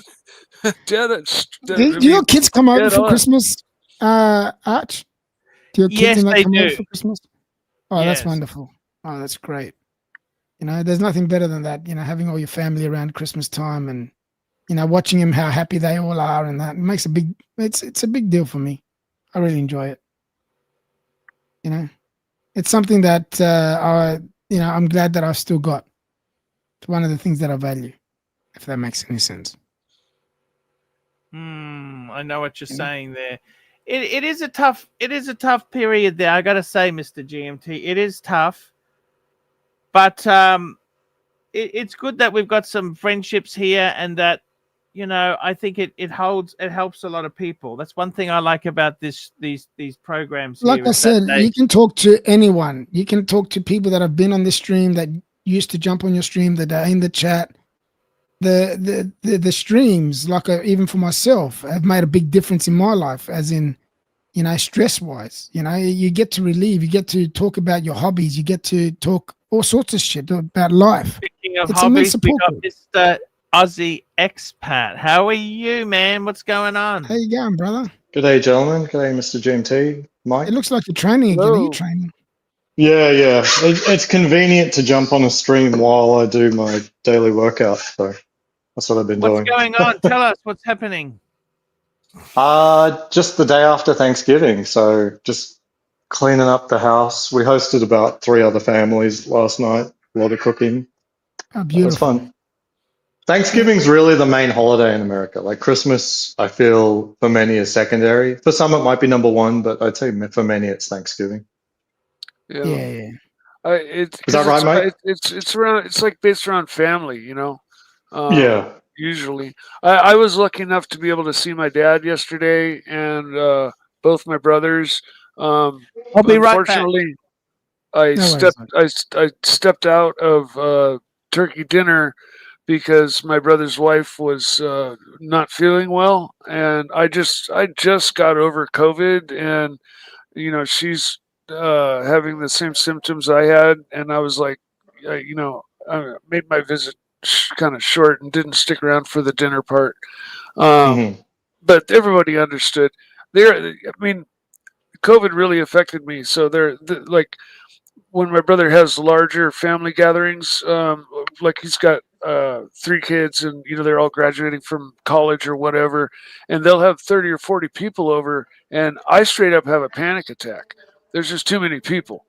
And you know, I'm just I kind of you know, thoughts start going through my head about you know, COVID and the flu and this and that, and everybody's hugging and kissing, and I just there's been a family event or two that I've just told my brother I have to leave, man. I'm kind of having a panic attack, and he's been very understanding about it. But that's good. That's good. So Thanksgiving is number 1 or 2? Thanksgiving is number 1 for the family thing. Yeah, that's when the largest amount of family gets together all at once. Christmas is a close second. For sure. A lot of Americans use Christmas for a holiday, right? Ours is in Australia, as you know, expat is Christmas. Yeah, There's no second to Christmas even. No, we don't really celebrate Thanksgiving. We don't have it over here, obviously. So, Canadians do. I have no idea what it's for, but Canadians have Thanksgiving too. On the same time, on the same day. No, it's a Canadian Thanksgiving, so it's some. I think it's earlier. All right. Okay. Fair enough. Yeah. There. So ours is Christmas, and that's what I look forward to. Especially with my family, it makes a difference. Just like you guys. Yeah. Well, over here as an expat, like we just try and find all of the families that don't have extended family and invite them to our house. So Americans would call that a Friendsgiving. That's all right. May or may not be on Thanksgiving Day. Okay. Fair enough. No, but it's good, man. It's good. Like every year, like I do a little bit something very close to that. So what I do is, if I see like a friend of mine or that are single, I'll invite them over for either Christmas or New Year's Eve, and just bring them, give them something, to have a family around them, and to experience what we experience, and just to give something back to them, and we have them over and host them and. Show them a good time. I did that last year with somebody, and I've got somebody else this year. I actually got 2 people this year, two single guys, and they'll come over. Friends of mine, they'll come over, and just be there for them. So, give them what we have and they don't have. So it's good. New Year's is a funny one because New Year's Eve, who knows how many people should celebrate that. New Year's Day in Australia is normally a barbecue during the day, right? Yeah. Well. For us, it's mainly we celebrate the evenings. We have a big party and have everyone over. But the next day most of them are hungover or whatever, and then we'll do something small, have leftovers. But that's how we work it. Yeah, I don't do too much on New Year's because it's 26 years now that I've pretty much stopped partying. So. I don't get out to the pubs or social events that often. And then even if I do, I don't drink. And I was always a fun, enjoyable drunk to be around. I never got slaughtered. I was always funny. I reckon, you know what? It doesn't surprise me. I would expect for you to be an awesome drunk to be around. Oh, yeah, totally. No. He'd be a nasty drunk would be T-Dubs. He'd be a nasty cunt of a drunk. Well, we've seen him drunk, haven't we, Archie? He's been drunk on the streams. He seems very nasty at times. He have good times, bad times. He goes through his motions. Easy was having a bit too much to drink last night on the Horology Dungeon. Was he full on? Was he? I didn't watch it. I sort of barely skipped in and out, but yeah. He gets a lot of the piss in, that's for sure. Well, Arch, it's 10:30 here. I told my wife I'll be back at 10:30. So hey, thank you so much. There's time to say goodbye, Mr. GMT. Thank you so much for coming. Thank you so much. Thank you, my man. Please stay sexy. Stay sexy. Stay sexy, boys. Stay sexy. What a great guy. Nice. Aussie expat, what's happening to you, man? Talk to me. What's happening in retirement? Just enjoying myself. Thanksgiving was hosted 3 other families, so about 14 head count. Did all the cooking. Yeah. Black Friday sales. I picked up a sleeping bag, So hopefully do some backpacking food, this or year. how did you pay for all this stuff, or did you just say come for free? All the big title dishes we do, you know, the roast veggies, gravy, mashed potato, the turkey itself, everything else, I just say, you know, potluck. There's a lot of different dishes that are appropriate for Thanksgiving, and you know, we're not going to make all of them. So yeah, just so the families will bring like 1 or 2 items. I try not to do ham because like that's an alternative to the turkey, but we for sure have enough turkey. Sure.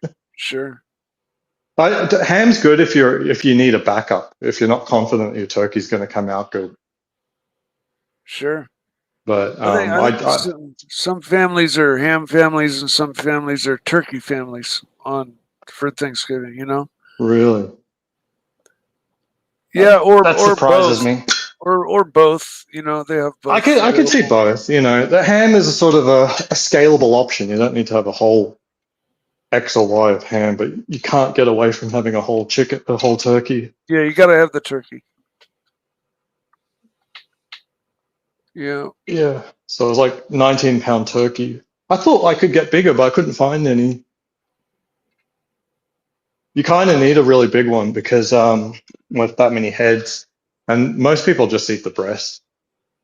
You know, so yeah, even though it's like 19 pounds, like what really matters is how much breast meat that comes with it. Now the dark meat I did very well, but you know, it's just people are just, you know, you got to have your slices of breast meat for Thanksgiving. What dark meats did you cook? Well, all of them, like the thigh, wings, and drumsticks. So those were cooked nicely. That's okay. Yeah. So I do separates. I don't cook the turkey whole. It's impossible to make a turkey good whole, I think, because the breast meat really needs to be pulled out at about 150, but the legs and everything else, they need to come out at about like 175, 180. They really need to, you know, to break down the collagen and everything. They really need to be falling off the bone, you know. Yeah, we did a deep fried turkey one year that was pretty good, but I think if we'd done it again the year after, it would have been perfect because the first try was left in for just a tiny bit too long, and it made it a little bit dry. But I have had turkey that's been deep fried that has just been out of this world. Like it can work. Best turkey you've ever had. You know, just melt in your mouth. I think the only thing working against you with deep frying is I don't know how you get a temperature probe into.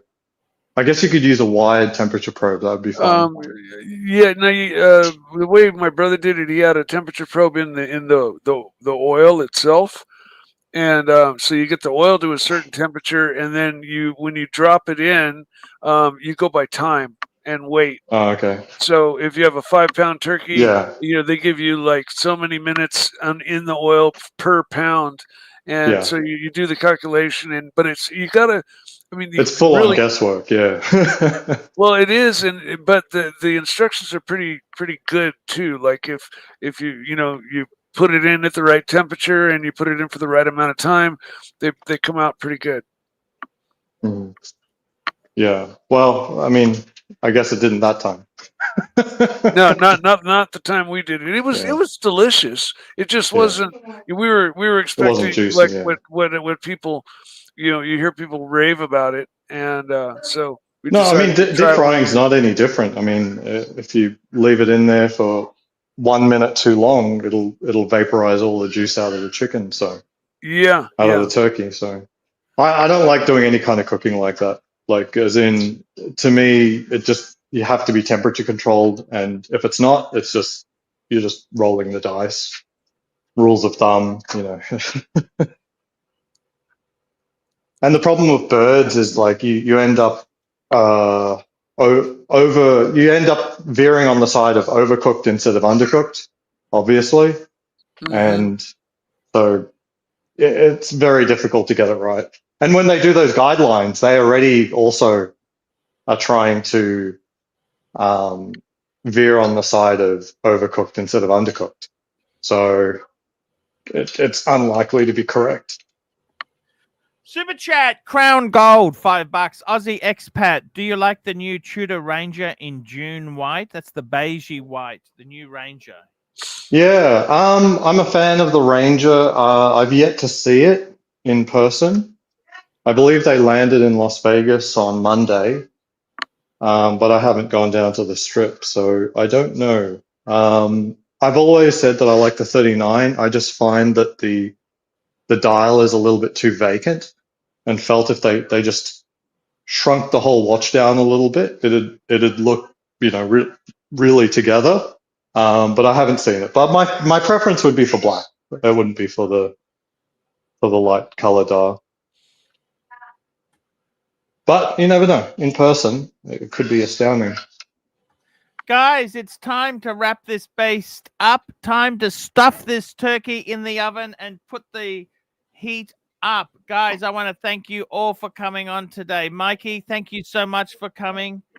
Doc BBW just joining us as we're winding up this baby, and Aussie expat. Let's go and thank our super chatters. Black Cat 997, Davey Smalls, Pickled Pickle, JD Montreal, One Up Trading, Hurritan, Frank V, Hurritan, and Crown Gold. Doc, what do you have to say for us tonight?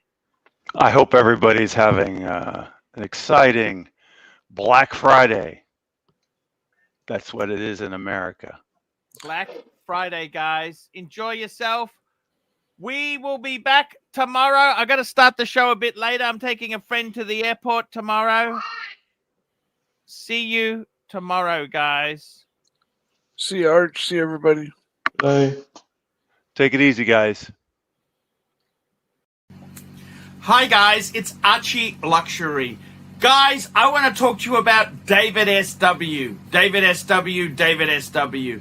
Guys, if you are in America, if you are looking for a Rolex watch of your dreams, in fact, if you're looking for a contemporary modern wristwatch, I strongly advise you to look at David SW. Guys, don't play the dealer games. Don't bring in chocolates or Krispy Kremes for your dealer hoping to get a Rolex at retail. It's futile. Please, guys, save your dignity. Keep some pride. Go to David SW. I would highly recommend David SW. If you're in America and you're looking for a watch, go to David SW.